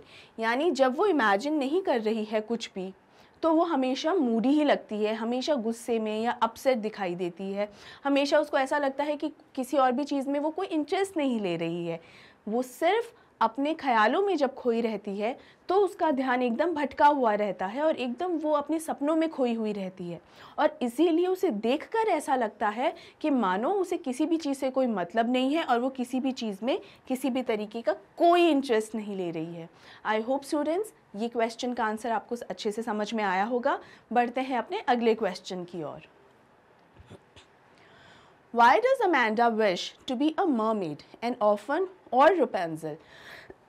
देखिए, ये तीनों ही कैरेक्टर्स हैं जिसके अंदर अमेंडा जो है अपने आप को इमेजिन करती है। अब बताइए, जो एक कॉमन रीज़न है तीनों में ही जो एक कॉमन रीज़न है इन तीनों में ही वो है कि वो अपने आप को फ्री देखना चाहती है और वो फ्रीडम को एक्सपीरियंस करना चाहती है। And again one more important thing is, Amanda अपने बचपन को ख़त्म नहीं होने देना चाहती। कहीं ना कहीं अमेंडा को भी ये समझ में आ रहा है कि उसके जो बचपन के दिन हैं वो अब ख़त्म होने को आए हैं। धीरे धीरे वो अब बड़ी हो रही है, अपने चाइल्डहुड से बाहर निकल रही है, इसलिए उसे बहुत सारी चीज़ें सीखने की भी ज़रूरत है। लेकिन इतनी मैच्योर वो नहीं हुई है कि वो उन जिम्मेदारियों को पूरी तरीके से समझ सके या उन्हें उठा सके। इसलिए अमेंडा चाहती है कि मेरा थोड़ा सा जो बचपन वाला समय है वो और एक्सटेंड हो जाए और बढ़ जाए, और ये जो मैं बड़ी हो रही हूँ, ग्रोइंग अप, वो डेज तो और पोस्टपोन हो जाए और बाद में हो जाए वो दिन। अभी मैं बड़ी नहीं होना चाहती, बचपन में ही रहना चाहती हूँ। लेकिन क्या ये प्रैक्टिकली पॉसिबल है? बिल्कुल भी नहीं, ये संभव नहीं है। और इसी के लिए वो क्या करती है? इमेजिन करने लग जाती है, अपने आप को हर उस रूप में इमेजिन करती है जहाँ वो लिबरल फील कर सके। और इसीलिए वो अपने आप को क्या इमेजिन करती है? मरमेड इमेजिन करती है, ताकि वो so that she could drift alone by blissfully languid emerald sea। यानी समुंदर में पानी के बहाव के साथ एक जल परी की तरह वो बहती रहे और वो उस वातावरण को, उस एटमॉस्फेयर को एंजॉय करती रहे। She yearns to be an orphan so that she is able to roam the sea and make pattern using her bare feet। यानी वो एक ऑर्फन हो जाए ताकि उसको कोई भी रोकने टोकने वाला ना हो और नंगे पैर भी वो जहाँ जाना चाहे वो जा सके, और धूल से भरी हुई रास्तों पर पैरों से कोई ना कोई ड्राइंग या पैटर्न वो ड्रॉ करती रहे। Being Rapunzel means she could live carefree life on a high tower। मतलब अगर रुपांजल बनी तो क्या होगा? टावर पे एकदम एंजॉय करके केयर फ्री, बेपरवाह या लापरवाह लाइफ वो वहाँ जी सकती है। कोई उसे रोकेगा टोकेगा नहीं, कोई मनाही नहीं होगी। And that is why Amanda wishes to be these so that she could avoid her suffocating reality। Suffocating का मतलब होता है दम घुटना, सफोकेशन, दम घुटना। तो उसकी जो रियलिटी है यानी जो वास्तविकता है उसमें उसका दम बहुत घुटता है। She is not comfortable at all. And why is she not comfortable? Because her parents are nagging all the time. यानी उसके जो माँ बाप हैं हर वक्त कोई ना कोई कंप्लेंट्स लिए, कोई ना कोई समझाइश लिए हर वक्त अमेंडा के ऊपर एक निगाह रखते हैं कि अभी वो क्या कर रही है, क्या नहीं कर रही है। और इस तरीके के माहौल में रहना किसी भी बच्चे के लिए बहुत ही मुश्किल होता है और उसे लगता है उसका दम घुट रहा है, और वो ऐसे माहौल से बाहर निकलना चाहती है, बाहर जाना चाहती है, और इसीलिए अपने आप को मरमेड ऑर्फन और रूपांजल के तौर पे अपने आप को इमेजिन करती है। आई होप आपको ये एक्सप्लेनेशन भी अच्छे से समझ में आया होगा स्टूडेंट्स। अब पढ़ते हैं हमारे नेक्स्ट क्वेश्चन की ओर। How does it help Amanda to be an orphan? यानी अमेंडा एक ऑर्फन अगर बन गई तो उसके लिए ये कैसे हेल्पफुल होगा? देखिए, mermaid beautiful creature, although imaginary but beautiful, ठीक है, बहुत अच्छा भी लगता है कि आप समुंदर में ऐसे बह रहे हैं तो बहुत अच्छा लगता है। रूपांजल का भी अगर इमेजिन करें तो शी वॉज अ प्रिंसेस और उसके पास कुछ सुपरनैचुरल पावर्स भी थी और वो एक प्रिंसेस होने के बहुत ब्यूटीफुल भी थी। तो रूपांजल के तौर पे खुद को इमेजिन करना या मरमेड के तौर पे खुद को इमेजिन करना तो समझ में आता है, बट वाई ऑर्फन? ऑर्फन का मतलब तो है कि आपका कोई भी, आपके माँ बाप नहीं है, आपका परिवार भी ऐसा सच नहीं है, तो आपके पास तो कोई होगा ही नहीं वो सपोर्ट जिसके पास आप कभी जाकर अपनी बात करना चाहें, कुछ कहना चाहें, ऐसा तो आपके पास कोई नहीं होगा। कैसे आप लाइफ अपनी जियोगे, किस तरीके से आप आगे बढ़ोगे, ये सब क्वेश्चंस ऑर्फन शब्द के साथ जुड़े रहते हैं। फिर भी अमेंडा अपने आप को ऑर्फन इमेजिन करती है और खुश भी होती है कि अगर मैं ऑर्फन रही तो मैं बहुत खुश भी होंगी। तो क्यों वो हेल्पफुल है? ऑर्फन की तरह खुद को इमेजिन करना अमेंडा के लिए हेल्पफुल कैसे है? वेल, यहाँ पर एक तो आउट ऑफ इनोसेंस वो ये बात कहती है। आउट ऑफ इनोसेंस यानी अमेंडा के लिए ये जो अपने आप को ऑर्फन महसूस करना है वो इसलिए नहीं है कि वो चाहती है कि मेरे माँ बाप तो मर जाए, मैं चाहती हूँ कि मेरे माँ बाप की डेथ हो जाए। नहीं, अमेंडा के मन में ऐसा कुछ भी नहीं है। जैसा कि मैंने आपको बताया कि वो अभी भी एक बच्ची है और अपने बचपन से बाहर आ रही है, आ नहीं चुकी, आ रही है। तो इसीलिए उसके लिए ये इमेजिन करना कि उसके पेरेंट्स नहीं हों वो सही नहीं है और ना ही इस तरीके का कोई मैसेज इस पोम के थ्रू आपको दिया जा रहा है। वो इसलिए इमेजिन करती है, वो अपने आप को बेसिकली अकेले ही महसूस इमेजिन करती है कि मैं अकेली हूँ और मुझे कोई भी डिस्टर्ब करने वाला है नहीं। तो अपने आप को अकेले इमेजिन करने का एकमात्र तरीका यही होता है कि उसके पेरेंट्स एग्जिस्ट नहीं करते उसके आसपास। यानी अपने आप को उस तरह से इमेजिन करने का सिर्फ एक ही शब्द होता है और वो होता है ऑर्फन। तो यहाँ कहीं ना कहीं अमेंडा के लिए जो ऑर्फन वर्ड है वो अनाथ नहीं है। अमेंडा के लिए ये शब्द का मतलब है कि मैं अकेली हूँ, मेरे मम्मी पापा उस वक्त वहाँ हैं ही नहीं, मैं बस अकेली हूँ, ठीक है।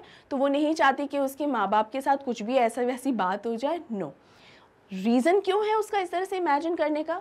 रीज़न यही है कि वो हर वक्त यही चाहती है कि जो अगेन नैगिंग करते हैं उसके पेरेंट्स, जो कंप्लेंट करते हैं, हर वक्त एक निगरानी रखते हैं, जो अब अमेंडा के लिए एक टॉर्चरस माहौल हो चुका है और अब अमेंडा के लिए एक सफोकेटिंग एनवायरनमेंट हो चुका है, वो उस सफोकेशन से बाहर आना चाहती है। और इसीलिए वो क्या चाहती है कि मैं काश ऑर्फन रहती तो मुझे डिस्टर्ब करने वाला तो कोई होता नहीं, मैं पैटर्न्स भी ड्रॉ कर सकती थी मिट्टी पे और पता नहीं मैं और क्या क्या कर सकती थी अगर मैं ऑर्फन होती तो। So Amanda feels troubled around her parents, so she wishes herself to be an orphan, as then only she could live a life of her own without much hassle. Hassle का मतलब होता है किसी भी तरीके की समस्या या रुकावटें। तो यानी अगर मेरे माँ बाप नहीं होते ना, अगर जिस तरह से वो अभी हैं और मुझे कुछ ना कुछ बोले जा रहे हैं, अगर नहीं होते तो वो कुछ बोलते नहीं और मैं अपनी लाइफ अपने अकॉर्डिंग बहुत बढ़िया तरीके से जीती। तो उसका पूरा का पूरा ध्यान है एक बहुत ही बढ़िया, इंटरेस्टिंग और लिबरल लाइफ जीने में, ना कि इस चीज़ पे कि मेरे माँ बाप को कुछ हो जाए। Alright students, I am sure आपको ये समझ में आया होगा। बढ़ते हैं अपने अगले क्वेश्चन की ओर। Do you consider Amanda's mother to be a nagging mother? Yes, we do consider Amanda's mother to be a nagging mother, क्योंकि हर वक्त उसे कुछ ना कुछ सिखाया जा रहा है।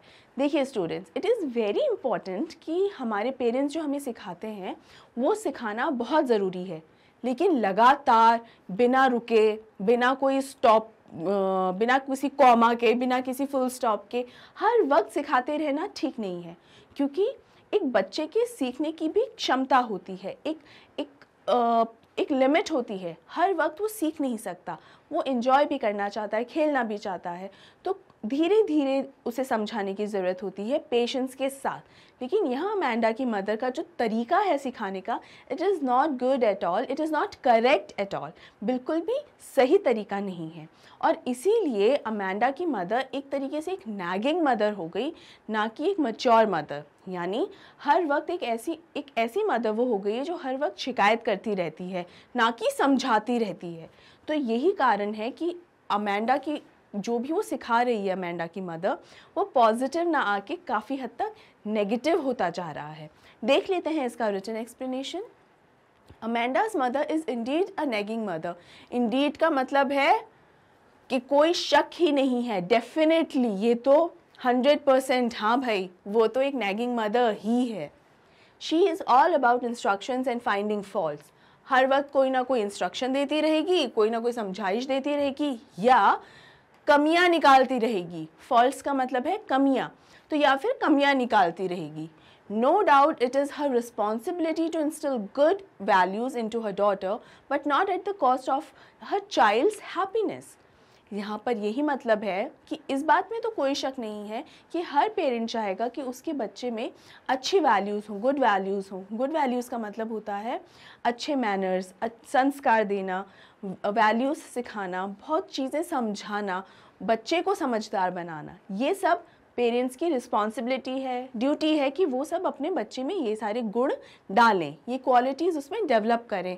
लेकिन किस कीमत पर? क्या इस बात की ये कीमत होनी चाहिए कि वो अपने बच्चे की खुशियों को ही एकदम दाव पर रख दें?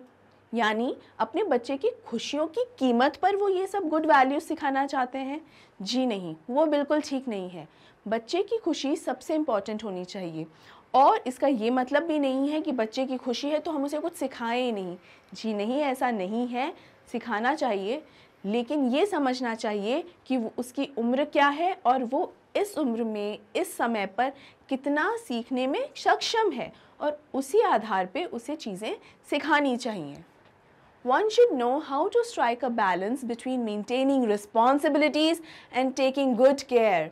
ये पता होना चाहिए students, this is a very important statement, और ये आपको बहुत हेल्प करेगा बाकी क्वेश्चंस में भी आंसर को सपोर्ट देने में। ये सेंटेंस बहुत हेल्प करेगा कि हर व्यक्ति को, एक पेरेंट को स्पेशली, ये पता होना चाहिए कि बच्चे को चीज़ें हर वक्त सिखाना, समझाना, उसे ड्यूटीज़ के बारे में बताना, उसकी जिम्मेदारियों के लिए बताना, ये सब एक बात है, और उसका ध्यान रखना, उसकी केयर करना, वो एक बात है। यानी ये दोनों अलग अलग हैं।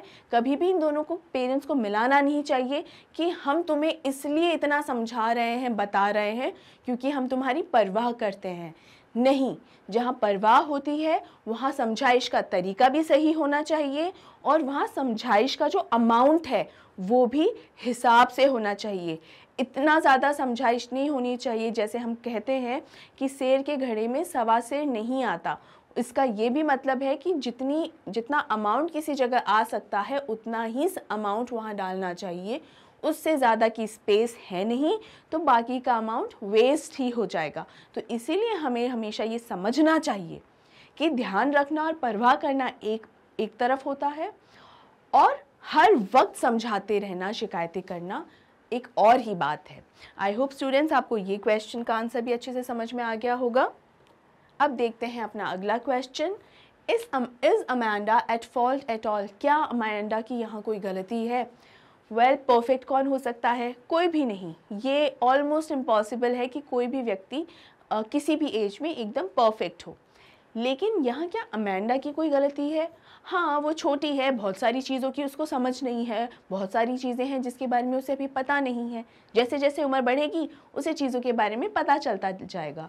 लेकिन अभी उसकी जो एज है, बहुत सारी चीज़ें उसे नहीं पता है, और उस आधार पे हम बिल्कुल ये कह सकते हैं कि no, Amanda is not at fault at all. क्योंकि अमेंडा जो है बच्चा तो शरारतें भी करता है।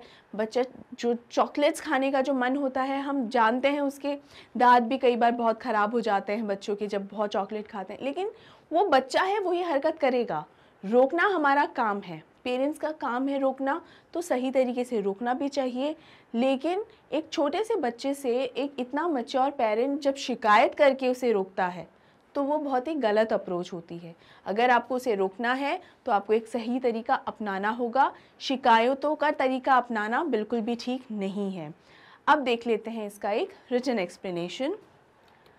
Amanda is not at fault at all. It is too harsh for a small child to understand the concept of acne and not eating a chocolate. यानी Amanda जिस एज की है उसके लिए ये बहुत मुश्किल है समझना इस बात को कि उसे एक्नी की प्रॉब्लम हो सकती है और एक्नी की प्रॉब्लम की वजह से और भी बहुत सारे इश्यूज़ हो सकते हैं। हो सकता है उसका चेहरा परमानेंटली ख़राब हो जाए। अब बाहरी सुंदरता मायने नहीं रखती, लेकिन फिर भी हम जानते बूझते क्यों अपना चेहरा ख़राब करें, वो तो नहीं करना चाहिए ना। तो इसीलिए लेकिन अमेंडा को इस बात की समझ कहाँ, क्योंकि वो बहुत ही छोटी है। Love of parents is missing from Amanda's life. It is with pity that we look towards Amanda. There is nothing worse for a child who wishes to be an orphan. Amanda just seeks freedom from the overpowering environment around her. इसका मतलब ये होता है कि Amanda की life के अंदर जो पेरेंट्स का एक प्यार होता है वो नहीं है। यही दिखाया गया है कि हर वक्त उसे समझाया जा रहा है, लेकिन उसकी केयरिंग एटीट्यूड नहीं है उसके पेरेंट्स का कि तुम्हें ये नहीं खाना चाहिए, तुम्हें प्रॉब्लम हो सकता है। समझाने के हिसाब से उसे नहीं कहा जा रहा है। इनफैक्ट किस तरीके से उसे बोला जा रहा है कि ये हो जाएगा प्रॉब्लम तो दुनिया मुझे दोष देगी, तो ये हो जाएगा तो वो हो जाएगा। एकदम नेगेटिव अप्रोच है, एकदम कंप्लेंट। 10-12 साल के बच्चे से आप अगर कंप्लेंट करने लग जाएंगे तो वो क्या ही समझेगा और क्या ही उस चीज़ को पॉजिटिवली लेगा।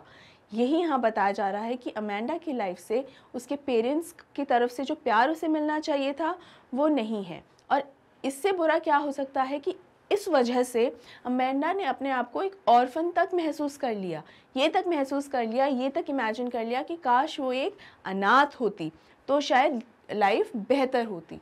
तो ये जो उसकी एक ख्वाहिश है कि वो एकदम फ्री होती, पूरी तरीके से लिबरल होती, ये कहीं ना कहीं क्यों नहीं हो पा रहा है रियल लाइफ में, क्योंकि उसके पेरेंट्स का जो एक एटीट्यूड है, एक ओवरपावरिंग एटीट्यूड जो है, ओवरपावरिंग का मतलब ये होता है कि हर चीज़ पर हावी हो जाना। तो उसके पेरेंट्स का ये जो एटीट्यूड है इस पर, उसी की वजह से अमेंडा की रियल लाइफ के अंदर प्यार भी नहीं है और फ्रीडम भी नहीं है। आई होप आपको ये क्वेश्चन का एक्सप्लेनेशन समझ में आ गया होगा। बढ़ते हैं अपने अगले क्वेश्चन की ओर। What is the central theme of the poem Amanda? इस पोम की सेंट्रल थीम क्या है? अपब्रिंगिंग से रिलेटेड है स्टूडेंट्स, यानी पालने पोसने से रिलेटेड। हाँ, यहाँ सिर्फ जो अमेंडा है उसका जो बचपन है वो सिर्फ अमेंडा की बात नहीं हो रही, उन सभी बच्चों की बात हो रही है जिसमें उनके पेरेंट्स संस्कार या वैल्यूज़ डालना चाहते हैं, चीज़ें समझाना चाहते हैं। मतलब अपब्रिंगिंग के दौरान उन्हें जो समझाया जाएगा वही उन बच्चों का एटीट्यूड, बिहेवियर सब वैसा ही हो जाएगा। तो इसीलिए अपब्रिंगिंग बेसिकली मेन थीम है। यहाँ पर सिर्फ बच्चों की ही ट्रेनिंग नहीं होनी चाहिए, पेरेंट्स की भी एक ट्रेनिंग होनी चाहिए कि उन्हें पता चले कि किस तरीके से उन्हें समझाना है। तो ये कहना कि हमें बस समझाना है, बस दैट्स इट, लेकिन कैसे समझाना है वो जानने की ज़रूरत ही नहीं, तो ये गलत है। आइए देख लेते हैं इसका एक written explanation. The poem Amanda by Robin Klein highlights the importance of upbringing of a child. It points out that upbringing doesn't involve making a child responsible and fit for the society only. It is important to know that upbringing involves understanding from both the sides. One cannot just force a child to be civilized and good-mannered. Love and proper care is required in nurturing of a child. इसका basically मतलब ये है कि हमें हमारे बच्चों को सिर्फ इस हिसाब से पाल पोस कर बड़ा नहीं करना चाहिए कि हम उन्हें सोसाइटी या समाज के लिए तैयार कर रहे हैं कि सोसाइटी को कैसे पसंद है, हमारे समाज को कोई किस तरह से पसंद है, उसके अकॉर्डिंग नहीं। इनफैक्ट ज़रूरी ये होता है कि हम हमारे बच्चों को इस तरीके से पाल पोस कर बड़ा करें ताकि हम उनकी अंडरस्टैंडिंग, हम उन्हें अंडरस्टैंड कर सकें, हम उन्हें समझ सकें। It is from both the sides, यानी सिर्फ समझाना ही नहीं है, समझना भी है। सिर्फ पेरेंट्स बच्चों को समझाते रहेंगे लेकिन बच्चों की बात अगर नहीं समझेंगे तो it is of no use, वो किसी काम का है ही नहीं। इसीलिए ज़रूरी है कि दोनों जो साइड्स ये हैं, बच्चे और पेरेंट्स दोनों ही एक दूसरे की बात को समझें, और तभी कहीं ना कहीं ये पॉसिबल हो जाएगा कि बच्चे आपकी बात ज़्यादा अच्छे से समझ पाएंगे। और इसीलिए किसी भी बच्चे को अच्छा बिहेव करने के लिए आप फोर्स नहीं कर सकते, ज़बरदस्ती नहीं कर सकते। The most important thing is कि किसी भी बच्चे की अच्छा नर्चरिंग का मतलब यही होता है पालना पोसना, कि आप अगर अपने बच्चे को अच्छे से पालना पोसना चाहते हैं, उसमें बढ़िया वैल्यूज़ डालना चाहते हैं, तो उसका एकमात्र तरीका ये है कि आप उसे proper love and proper care दें। यानी उसे एक ऐसा माहौल दे जहाँ पर वो अपने आप को सेफ़ भी महसूस करे, जहाँ वो ये महसूस करे कि उसे अगर अपनी बात कहनी है तो वो खुल के कह सकता है। उसे कोई भी प्रॉब्लम है, कुछ बच्चों को स्कूल्स में कुछ इश्यूज़ होते हैं, कई बार कॉलोनी में बच्चों के साथ खेलते हुए कोई प्रॉब्लम्स होती है, तो वो उन प्रॉब्लम्स को लेकर अपने पेरेंट्स के पास जा सके तो और खुल के कह सके, इस चीज़ से डरे बिना कि मैं कुछ बोलूँगा तो मुझे ही उल्टा समझने को मिल जाएगा या डांट खाने को मिल जाएगी। ये सब दिमाग में विचार लाए बिना अगर वो अपने पेरेंट्स से खुल के अपनी बात कह सकते हैं तो शायद उस बात का सल्यूशन हो जाएगा। और जब क्वेश्चंस के आंसर्स मिल जाते हैं, किसी भी समस्या का समाधान जब मिल जाता है, तो हमारे लिए बातों को समझना और ज़्यादा आसान हो जाता है। और सेम चीज़ बच्चों के साथ होती है, जब उनकी समस्याओं का हल मिल जाता है तो बच्चों के लिए बड़ों की बातों को समझना और भी ज़्यादा आसान हो जाता है और पॉसिबल भी हो जाता है। आई होप स्टूडेंट्स इस क्वेश्चन का आंसर भी आपको अच्छे से समझ में आया होगा। बढ़ते हैं अगले क्वेश्चन की ओर, और ये हैं हमारे long answer type questions.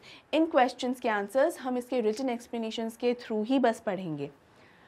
Discuss the importance of proper upbringing with reference to the poem Amanda by Robin Klein. इसका यही मतलब है स्टूडेंट, सबसे पहले तो ये जो पोएम है अमेंडा, ये रियल लाइफ से इतनी रिलेटेबल है, हर बच्चे की लाइफ के अंदर कहीं ना कहीं उसे लगा ही होगा कि उसके पेरेंट्स उसके साथ बहुत टॉर्चर कर रहे हैं। कोई ना कोई ऊंच नीच या कोई ना कोई ऐसी बात ज़रूर होती है जो पेरेंट्स की ऐसी बात होती है जो बच्चों को कुछ खास पसंद नहीं आती।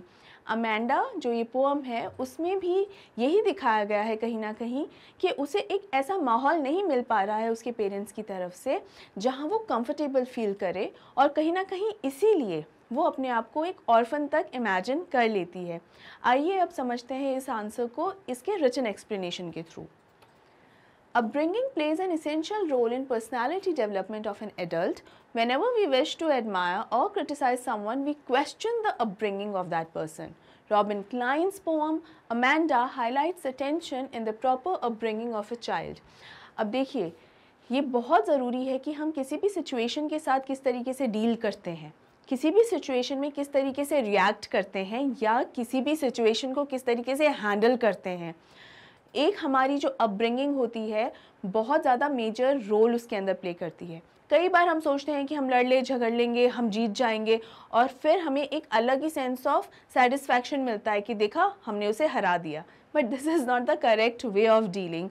हर चीज़ को संभालने की ज़रूरत होती है ताकि वो बेहतर तरीके से काम करें हम आगे।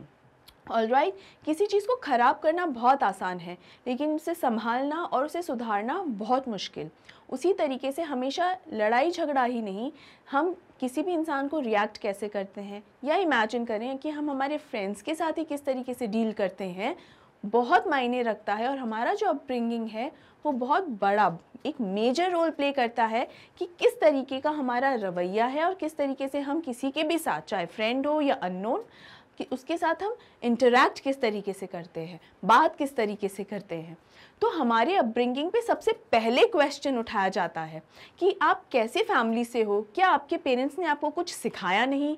हो सकता है आपने भी किसी ना किसी को इस तरह से किसी और से बोलते हुए सुना ही होगा कि हमारी अपब्रिंगिंग या जिस तरीके से हमें पाला पोसा गया है, जो वैल्यूज़ हमारे पेरेंट्स ने हम में डाली हैं, कुछ भी गलत होते ही सबसे पहले अपब्रिंगिंग पर एक क्वेश्चन आ जाता है। वो सही भी है कहीं ना कहीं कि शायद हमें इस तरीके से अच्छे माहौल में रखा नहीं गया, हमें अच्छी वैल्यूज सिखाई नहीं गई हैं, समझाया नहीं गया है प्रॉपरली, इसीलिए हम इस तरीके से बिहेव कर रहे हैं जहां हमारी अपब्रिंगिंग या हमारे पेरेंट्स की वैल्यूज़ पे, पेरेंट्स द्वारा दी गई वैल्यूज़ पे क्वेश्चन उठ रहा है। लेकिन इसके आधार पे कई पेरेंट्स ये सोच लेते हैं कि हम इतनी वैल्यूज़ डालेंगे हमारे बच्चों में, हम इतना उन्हें समझाएंगे कि वो ही बस दुनिया के सबसे इंटेलिजेंट और समझदार लोग बन जाएंगे। लेकिन ये पॉसिबल नहीं है। तरीका ये होता है कि बच्चों की जो अपनी पर्सनालिटी होती है, अपनी खुद की एक पर्सनालिटी, खुद का ओपिनियन डेवलप करने का एक स्पेस हमें देना चाहिए हमारे बच्चों को, ताकि उनकी खुद की एक समझ बन सके। हमें ज़रूरत है उनकी समझ को समझने की, उसके बाद उन्हें चीज़ें सिखाने की, और यही सीक्वेंस हम ख़राब कर देते हैं। और यही सीक्वेंस ख़राब होते ही बच्चों का जो माहौल है, जो हेल्दी एनवायरनमेंट उन्हें मिलना चाहिए, वो उन्हें नहीं मिल पाता। अमेंडा में, इस पोएम में भी ऐसा ही कुछ है कि अमेंडा को एक ऐसा माहौल नहीं मिल पा रहा है, ऐसा कंफर्टेबल जोन नहीं मिल पा रहा है जहां उसकी अपब्रिंगिंग प्रॉपरली हो रही है। इसीलिए ये पोम जो है हमेशा से रिलेटेबल है, जो रियल लाइफ में पेरेंटिंग से रिलेटेड, जो रियल लाइफ में चीज़ें, सिचुएशंस होती हैं, उससे बहुत ही ज़्यादा रिलेटेबल है। To instill good values and moral principles in a growing child comes as a foremost duty for the parents. However, the poem Amanda shows how a child feels trapped within the cluster of instructions. Amanda is no less than a victim in this travesty. No proper space is given to her creativity. अब Amanda ने अपने आप को देखिए कैसे कैसे imagine किया था, 3 तरीके से इमेजिन किया था, मरमेड, ऑर्फन, रपुंज़ल, और पूरी तरीके से उसकी इमेजिनेशन की अगर हम बात करें तो एक 10-12 साल की लड़की के लिए इस तरीके से इमेजिनेशन करना कोई साधारण बात नहीं है। मतलब वो लड़की क्रिएटिव है, लेकिन उसकी क्रिएटिविटी को डेवलप करने के लिए, इम्प्रूव होने के लिए उसे वो मौका या उसको वो उतनी स्पेस नहीं मिल पा रही है जो मिलनी चाहिए। अमेंडा का अपना जो एक पर्सनालिटी है, अपना उसका जो एटीट्यूड है, क्या उसे डेवलप होने दिया जा रहा है? नहीं, पूरी तरीके से उसकी अपब्रिंगिंग को एक आर्टिफिशियल तौर पे दिया जा रहा है। आर्टिफिशियल कैसे? उसे एक सेट रूल्स, उसकी एक बुक थमा दी गई है और हर वक्त उसे वही बताया जा रहा है, अमेंडा ऐसे बैठो, अमेंडा ऐसे खाओ, नेल्स मत चबाओ। हाँ, नेल्स चबाना एक गलत आदत है, लेकिन जब आप एक गलत आदत को सुधारते हैं तो सिर्फ उसी के बारे में बात कीजिए, ऐसे मत उठो, ऐसे मत बैठो। हर एक कदम पर अगर आप समझाने लगेंगे तो सही बात समझना भी मुश्किल हो जाता है, स्पेशली एक 10-12 साल के बच्चे के लिए। तो इसीलिए अच्छी वैल्यूज़ देना, समझाइश देना ज़रूरी है। लेकिन मोस्ट इम्पॉर्टेंट चीज़ क्या होती है? मोस्ट इम्पॉर्टेंट चीज़ पेरेंट्स के लिए यही होती है कि वो अपने बच्चों को उस समझाइश के जाल में, क्लस्टर क्या होता है? जाल, एकदम जाल, उस जाल के अंदर ट्रैप ना कर ले। अब क्लस्टर क्या होता है? ट्रैप का मतलब क्या होता है? फंसा लेना। तो ये इतनी सारी समझाइश, इतनी सारी रिस्पॉन्सिबिलिटीज़ की बातें, इतने सारे ड्यूटीज़ बताना, तो एक साथ अगर हम इसको सबको, एक बच्चा एक साथ अपने सामने रखता है तो उसे एक जाल जैसा लगता है, क्लस्टर, हर कुछ उलझा हुआ है उसके दिमाग में, एक कन्फ्यूजन की स्टेट हो जाती है एक बच्चे के दिमाग में, और ऐसा लगता है कि ये रिस्पॉन्सिबिलिटीज़, ड्यूटीज़ और इन सब के जाल में मैं फंस चुका हूँ। बच्चा उस वक्त अपने आप को फंसा हुआ ही महसूस करता है, और इसीलिए इस बात का हमेशा ध्यान रखना चाहिए कि उतना ही बच्चे को सिखाएं जितने समझने की उसमें क्षमता है और जितना उसके लिए उस समय समझना आवश्यक है। अननेसेसरी उसको हर वक्त समझाते रहना is not a good idea. इसलिए हमेशा बच्चों को प्रॉपर स्पेस दें, because no proper space is given to her creativity. कहीं ना कहीं उसको और ज़्यादा, मतलब अगर आप उसकी क्षमता को प्रॉपर जगह नहीं देंगे डेवलप करने की, तो कहीं ना कहीं बच्चे का जो एक मेंटल डेवलपमेंट होता है वो रुक जाता है। She is instructed for everything. As a result, she feels trapped and seeks an escape. Her imagination proves to be her escape and also her defense against her nagging parents. Situation of Amanda is so worse that she wishes to be an orphan in order to get rid of her parents. यानी हर चीज़ के लिए उसको समझाया जा रहा है और इसी वजह से वो ट्रैप्ड महसूस करती है, एकदम फंसी हुई महसूस करती है और उस ट्रैप से बाहर निकलने की कोशिश करती है। और क्या करके वो ऐसा करती है? अपनी इमेजिनेशन के थ्रू वो उस जाल से बाहर निकलती है, क्योंकि जब तक वो चीज़ें इमेजिन करती रहती है वो ये रिस्पॉन्सिबिलिटीज़ और ड्यूटीज़ की बातों से एकदम अलग रहती है, तब उसको थोड़ा सा रिलैक्स भी महसूस होता है। और इसीलिए वो इमेजिनेशन ही उसका एक बचाव हो गया है, उसका डिफेंस हो गया है उसके पेरेंट्स की से। अब देखिए, पेरेंट्स एक डिफेंस मैकेनिज़्म होता है, बच्चे को पेरेंट्स के साथ हमेशा केयर महसूस होनी चाहिए, हमेशा प्रोटेक्टिव फील होना चाहिए कि मैं अपने पेरेंट्स के पास हूँ, अब मुझे किसी चीज़ का खतरा नहीं। लेकिन अमेंडा अपने पेरेंट्स से ही भाग रही है बचने के लिए कि मेरे पेरेंट्स के पास रही तो हर वक्त कुछ ना कुछ रोक टोक, कुछ ना कुछ बोलते रहेंगे, कुछ ना कुछ शिकायतें करते रहेंगे, जो कि सुनना बहुत ही मुश्किल हो जाता है एक पॉइंट के बाद। और यही कारण है कि कहीं ना कहीं वो अपने आप को एक ऑर्फन तक इमेजिन कर लेती है ताकि मैं इनसे अलग थलग रहूँगी तो थोड़ा सा रिलैक्स रहूँगी। She imagines enacting various roles varying from mermaid to Rapunzel. Amanda wishes to live alone and carefree. यानी उसने अपने आप को अलग अलग रोल्स में इमेजिन किया था, अलग अलग रूप में इमेजिन किया था, जैसे मरमेड से लेकर और रपुंज़ल तक उसने अपने आप को इमेजिन किया था, क्योंकि वो एक केयरफ्री लाइफ जीना चाहती थी। It is very important to understand the situation of Amanda where her freedom is cut short by constant instructions and guidelines.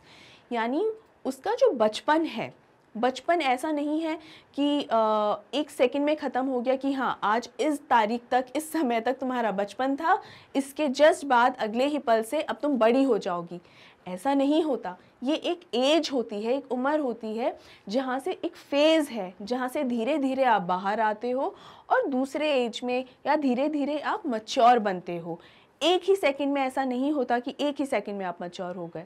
तो जिस तरीके से ये फेज़ धीरे धीरे चेंज होता है, रिस्पॉन्सिबिलिटीज़ भी धीरे धीरे ही मिलनी चाहिए।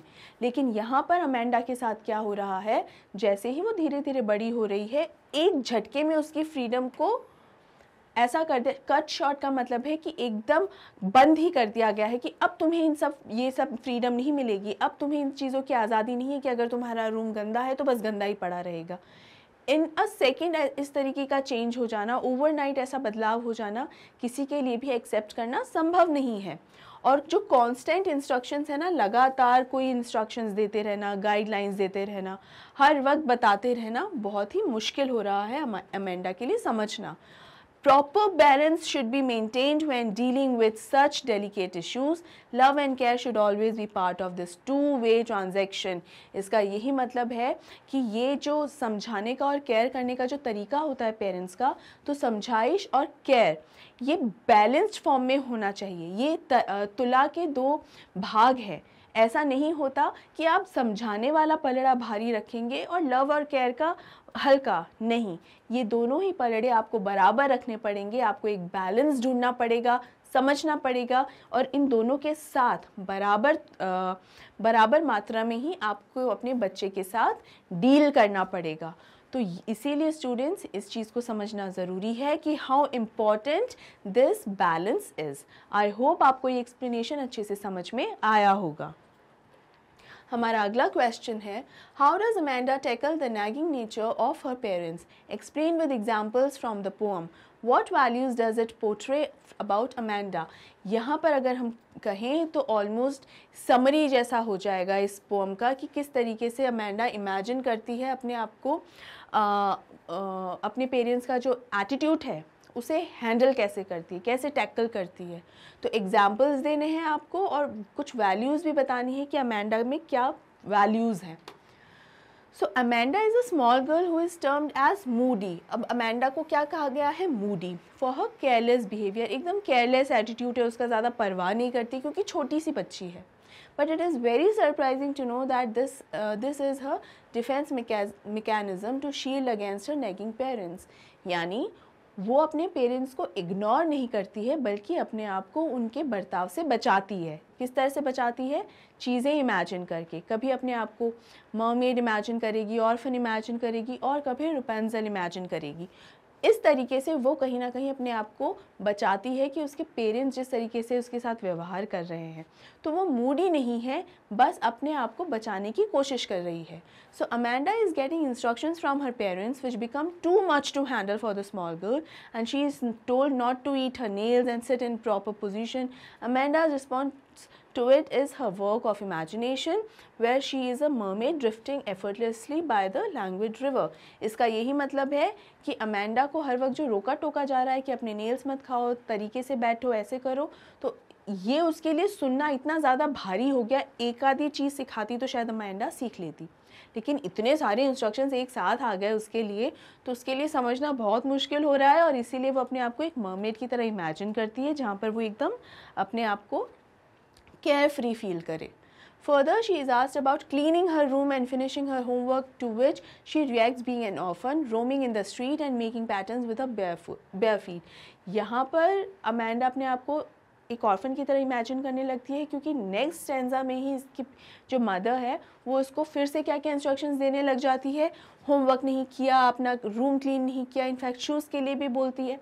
फिर से इंस्ट्रक्शंस का पूरा एक पोटली आकर गिरती है अमेंडा के ऊपर। और यहाँ पे वो इमेजिन करती है, काश मेरे पेरेंट्स नहीं होते तो मैं भी एक ऑर्फन की तरह जी रही होती, बिना किसी रोक टोक के, और मिट्टी पे कुछ ना कुछ ड्राइंग बनाती हुई चल रही होती।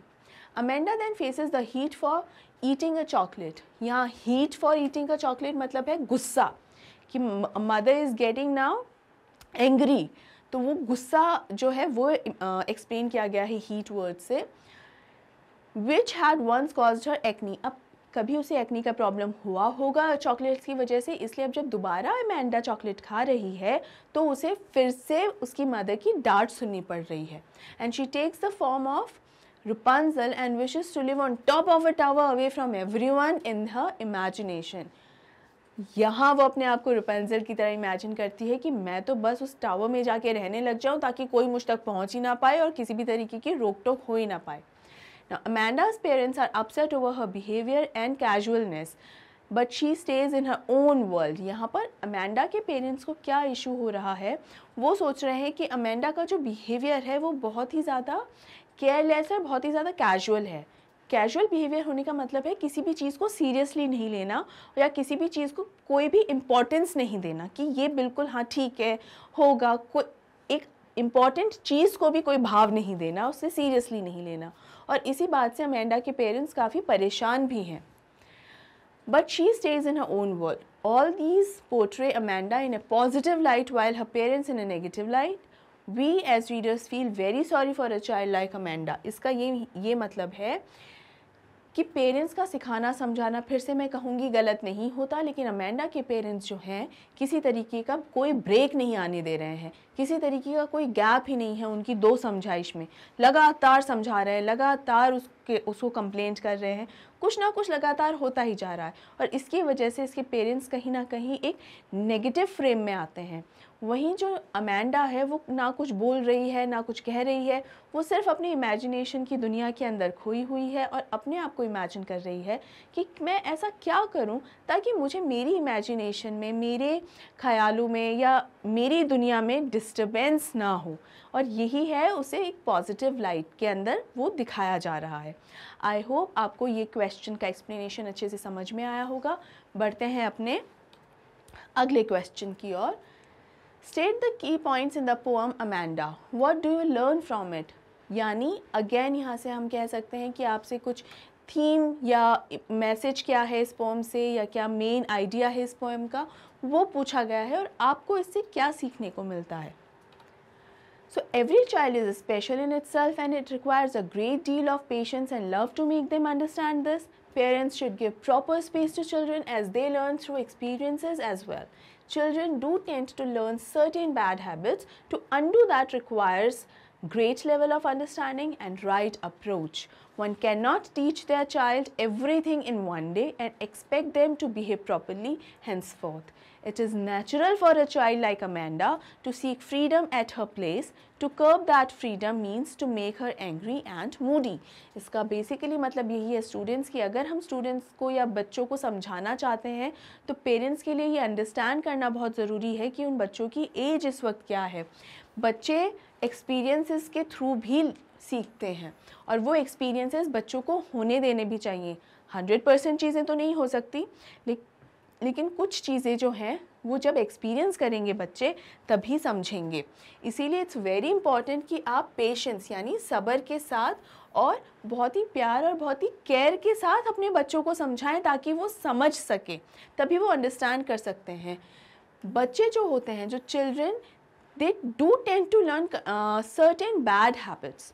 यानी आप अगर सिर्फ ये इमेजिन करें कि मेरा बच्चा सिर्फ अच्छी अच्छी चीज़ें सीखे, ये पॉसिबल नहीं है। कुछ गलत चीज़ें भी बच्चे सीखते हैं जो कि बहुत ही नॉर्मल हैं। तो अगर आपको उनको सुधारना है उस चीज़ से, अगर गलत चीज़ें सीखी हैं, अगर उन्हें कोई गलत हैबिट पड़ गई है, फॉर एग्जांपल कि आपके घर में कोई गेस्ट आते हैं और बच्चे उन्हें प्रॉपरली ग्रीट नहीं करते, उन्हें नमस्ते नहीं करते और भाग जाते हैं कि, और अक्सर ऐसे छोटे बच्चे करते हैं कि हम तो नमस्ते नहीं करेंगे और भाग जाते हैं। अगर ऐसी कोई हैबिट या और भी कोई बैड हैबिट है, उसे अगर सुधारना है तो उसके लिए ज़रूरी है आपको अंडरस्टैंडिंग होना होगा और एक सही अप्रोच का भी आपको चुनाव करना होगा। यानी वहीं के वहीं अगर आप उस बच्चे को डांटने लग गए, जो भी गेस्ट आए हैं उसके सामने बच्चों को कहीं ना कहीं अगर हम कुछ डांटते हैं तो बच्चों को इंसल्ट महसूस होता है। कभी भी ये इमेजिन करने की ज़रूरत नहीं इतने छोटे बच्चे को क्या ही बुरा लगेगा या क्या ही इंसल्ट होगा, ऐसा नहीं है। छोटे बच्चे भी अपनी बहुत ज़्यादा इज्जत मानकर चलते हैं। तो इसीलिए हमें ये ध्यान रखना है कि हमें एक सही तरीके से उस बच्चे को समझाना है, पेशेंस के साथ, सब्र के साथ, तभी वो अंडरस्टैंड करेगा इन चीज़ों को। और कभी भी बच्चे को या किसी भी बच्चे को ये आप एक्सपेक्ट नहीं कर सकते कि हमेशा वो सही और परफेक्ट तरीके से एटीट्यूड रखेगा। उससे गलतियाँ होंगी जो आपको समझनी पड़ेंगी, उससे ऊंच नीच बातें भी कई बार होंगी। आपको वहीं पर ही अपनी पेरेंटिंग दिखानी होती है। तो यहाँ पर पेरेंट्स की रिस्पॉन्सिबिलिटी है, ज़्यादा किड्स की नहीं, बच्चों की नहीं। आई होप स्टूडेंट्स ये एक्सप्लेनेशन आपको प्रॉपर तरीके से अभी तक समझ में आ रहा है। और आगे है कि it is natural for a child like Amanda to seek freedom at her place. To curb that freedom means to make her angry and moody. इसका मतलब है कि अगर बच्चे को ये सब फ्रीडम, ये कंफर्ट जोन नहीं अगर मिलता है तो ये बहुत ही ऑब्वियस हो जाता है। जैसे अमेंडा के साथ बहुत ही ऑब्वियस हो गया था कि वो फ्रीडम के लिए कुछ ना कुछ इमेजिन करने लग गई थी, ऑर्फन तक अपने आप को इमेजिन कर रही है। तो ये बहुत ही उसके लिए ऑब्वियस हो गया है कि ये तो होगा ही। Growing up of a child should not be about do's and don'ts only. To have nagging parents judging every action of child would do more harm than good. Robin Klein points to the fact that Amanda is forbidden to do anything without seeking permission. इसका यही मतलब है कि कोई भी बच्चा जो है सिर्फ ये करना है, ये नहीं करना, क्या डूज है या क्या डोंट्स है, सिर्फ इस चीज़ की गाइडलाइंस और इंस्ट्रक्शंस के साथ उसको बड़ा करना ठीक नहीं है। आपको उसको नॉर्मल एनवायरनमेंट में एकदम बड़े होने देना चाहिए, ना कि ये कि अब ये करो अब वो करो। और अमेंडा के पेरेंट्स भी हर वक्त क्या करते थे, हर वक्त इंस्ट्रक्शंस दिए करते थे। इसीलिए अमेंडा का एक क्या एटीट्यूड बन गया था उसके घर में कि बिना अपने पेरेंट्स की परमिशन के वो कुछ भी नहीं कर सकती थी। कोई बड़ी चीज़ें करना कि बिना बताए घर से चले जाना, it is good, it is not good at all, ये गलत है। लेकिन कुछ भी नहीं कर पाना, यानी अपने मन से कुछ अगर खाना चाह रही है, कुछ सोचना चाह रही है, वो भी अपने पेरेंट्स की परमिशन के बिना अगर करना पड़े तो ये बहुत ही मुश्किल हो जाता है। Everything she does it is corrected by her mother all the time. She cannot perform a single thing according to her will. She can't sit lazily around. She can't eat chocolate for that could cause acne. Life of Amanda is very suffocating and limited in itself. She yearns for freedom and choice. यानी अगर उसको अपने घर में एक कुर्सी पर भी बैठी हुई है तो भी उसकी मदर उसको इंस्ट्रक्शन दे रही है कि उसे बैठना किस तरीके से है। हम अपने घर में तो एटलीस्ट एकदम कंफर्टेबल पोजीशन में बैठ ही सकते हैं ना, चाहे लेजीली हो या कैसे भी हो। हमें हमारे घर में तो एकदम फ्री होकर आराम से बैठ लेना चाहिए। हमारा घर ही अगर हमारे लिए कंफर्टेबल नहीं रहेगा तो फिर दुनिया में कौन सी ही जगह है जहाँ हमें कंफर्ट मिलेगा, इज़न्ट इट। तो इसीलिए यही बात हो रही है कि हर एक चीज़ पर वट एवर अमेंडा डज, जो भी अमेंडा करती है, हर चीज़ पे उसकी जो मदर है उसे रोक टोक रही है, हर चीज़ पे उसे कुछ ना कुछ सिखा रही है। और इसीलिए अमेंडा को कंफर्टेबल फील नहीं होता, वो बिल्कुल भी लिबरल महसूस नहीं करती और इसीलिए इमेजिनरी वर्ल्ड में वो घुस चुकी है।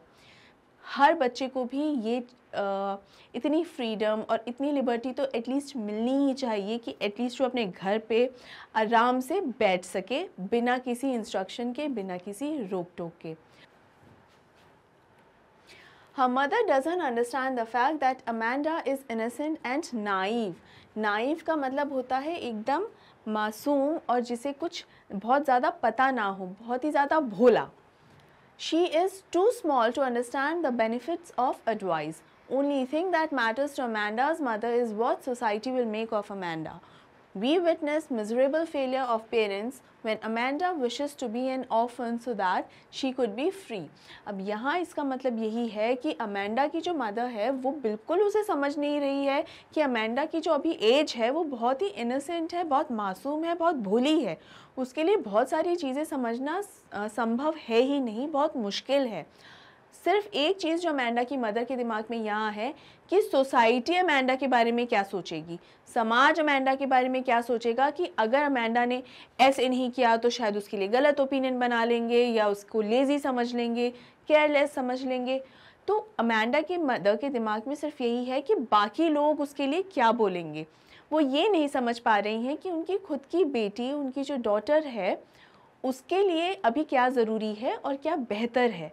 तो यही ज़रूरी होता है कि पेरेंट्स ये समझें कि बच्चों की पेरेंट्स की प्रायोरिटी क्या होनी चाहिए, सोसाइटी या खुद बच्चे।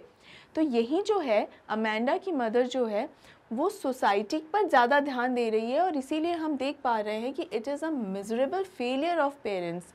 यानी ये जो पेरेंटिंग वो कर रही हैं, जो बच्चों को संभालने का जो काम ये हो रहा है यहाँ पर, ये पूरी तरीके से फेल है, पूरी तरीके से फेल है। क्योंकि जब अमेंडा ही ये विश कर रही है कि वो एक ऑर्फन हो जाए, एक अनाथ हो जाए, इसका मतलब वो बच्चे ही अपने पेरेंट्स को जिस तरीके से वो ट्रीट करते हैं अमेंडा को, उसे पूरी तरीके से खारिज करती है। ये जानना, ये समझना बहुत ज़रूरी है कि हमारे बच्चे क्या चाह रहे हैं, उन्हें किस तरीके से हमें डील करना है। और यहाँ पर बच्चे से सिर्फ यही मतलब नहीं है कि पेरेंट एंड डॉटर और सन, माँ बाप है और माँ बाप के बच्चे हैं, बस यही नहीं। कोई व्यक्ति अगर हमसे छोटा है एज में और इनफैक्ट काफ़ी छोटा है, तो कहीं ना कहीं हमारी ये रिस्पॉन्सिबिलिटी बन जाती है as a senior person, as an elder, कि हम उसे कुछ उसकी चीज़ें पहले समझें और फिर उसे समझाएं। हर वक्त अपना ज्ञान देना, हर वक्त अननेसेसरी चीज़ें समझाना और एंड मोस्ट इम्पॉर्टेंटली बिना मांगे एडवाइस देना, ये बहुत गलत होता है। क्योंकि ये एडवाइस देना गलत कहीं ना कहीं इसलिए है क्योंकि हर व्यक्ति की अपनी एक सोच है, अपना वे ऑफ थिंकिंग है और उसका अपना एक प्लान है, तो वो उस हिसाब से काम करना चाहता है। आप जब अपनी एडवाइस देते हो तो उस प्लानिंग में कहीं ना कहीं एक टोक लगती है, कहीं ना कहीं एक ब्रेक लगता है, जो कि गलत है और ये किसी को भी पसंद में नहीं आता है, चाहे हमारे बराबर की एज का हो, हमसे सीनियर हो या हमसे कोई जूनियर ही क्यों ना हो। इस बात का ध्यान हम सभी को रखना चाहिए। आई होप स्टूडेंट्स ये सभी क्वेश्चंस, उनके आंसर्स और उनके एक्सप्लेनेशन आपको अच्छे से समझ में आ गए होंगे। फिर भी आपका कोई भी डाउट है, किसी भी तरीके का कन्फ्यूजन है, आप हमेशा की तरह कमेंट सेक्शन में कमेंट करके पूछ सकते हैं। और इसी के साथ इस वीडियो का एंड होता है। और आखिर में मैं आपको याद दिला दूं कि मैग्नेट ब्रेन्स आपके लिए लेकर आता है हाई क्वालिटी नॉलेज के साथ साथ ये सभी टॉप कोर्सेज, वो भी एकदम free of cost. E books और ई नोट्स के लिए आपको डिस्क्रिप्शन बॉक्स में लिंक्स दिए गए हैं, आप जाके विजिट कर सकते हैं। और वीडियोस की एक्सेस के लिए आप www.magnetbrains.com पर भी विजिट कर सकते हैं। आप हमें इंस्टाग्राम, टेलीग्राम, ट्विटर और फेसबुक पर भी फॉलो कर सकते हैं। अगर आपको ये वीडियो पसंद आया हो तो लाइक और शेयर ज़रूर कीजिए और मैग्नेट ब्रेन्स हिंदी को सब्सक्राइब करना बिल्कुल मत भूलिए। Thank you so much.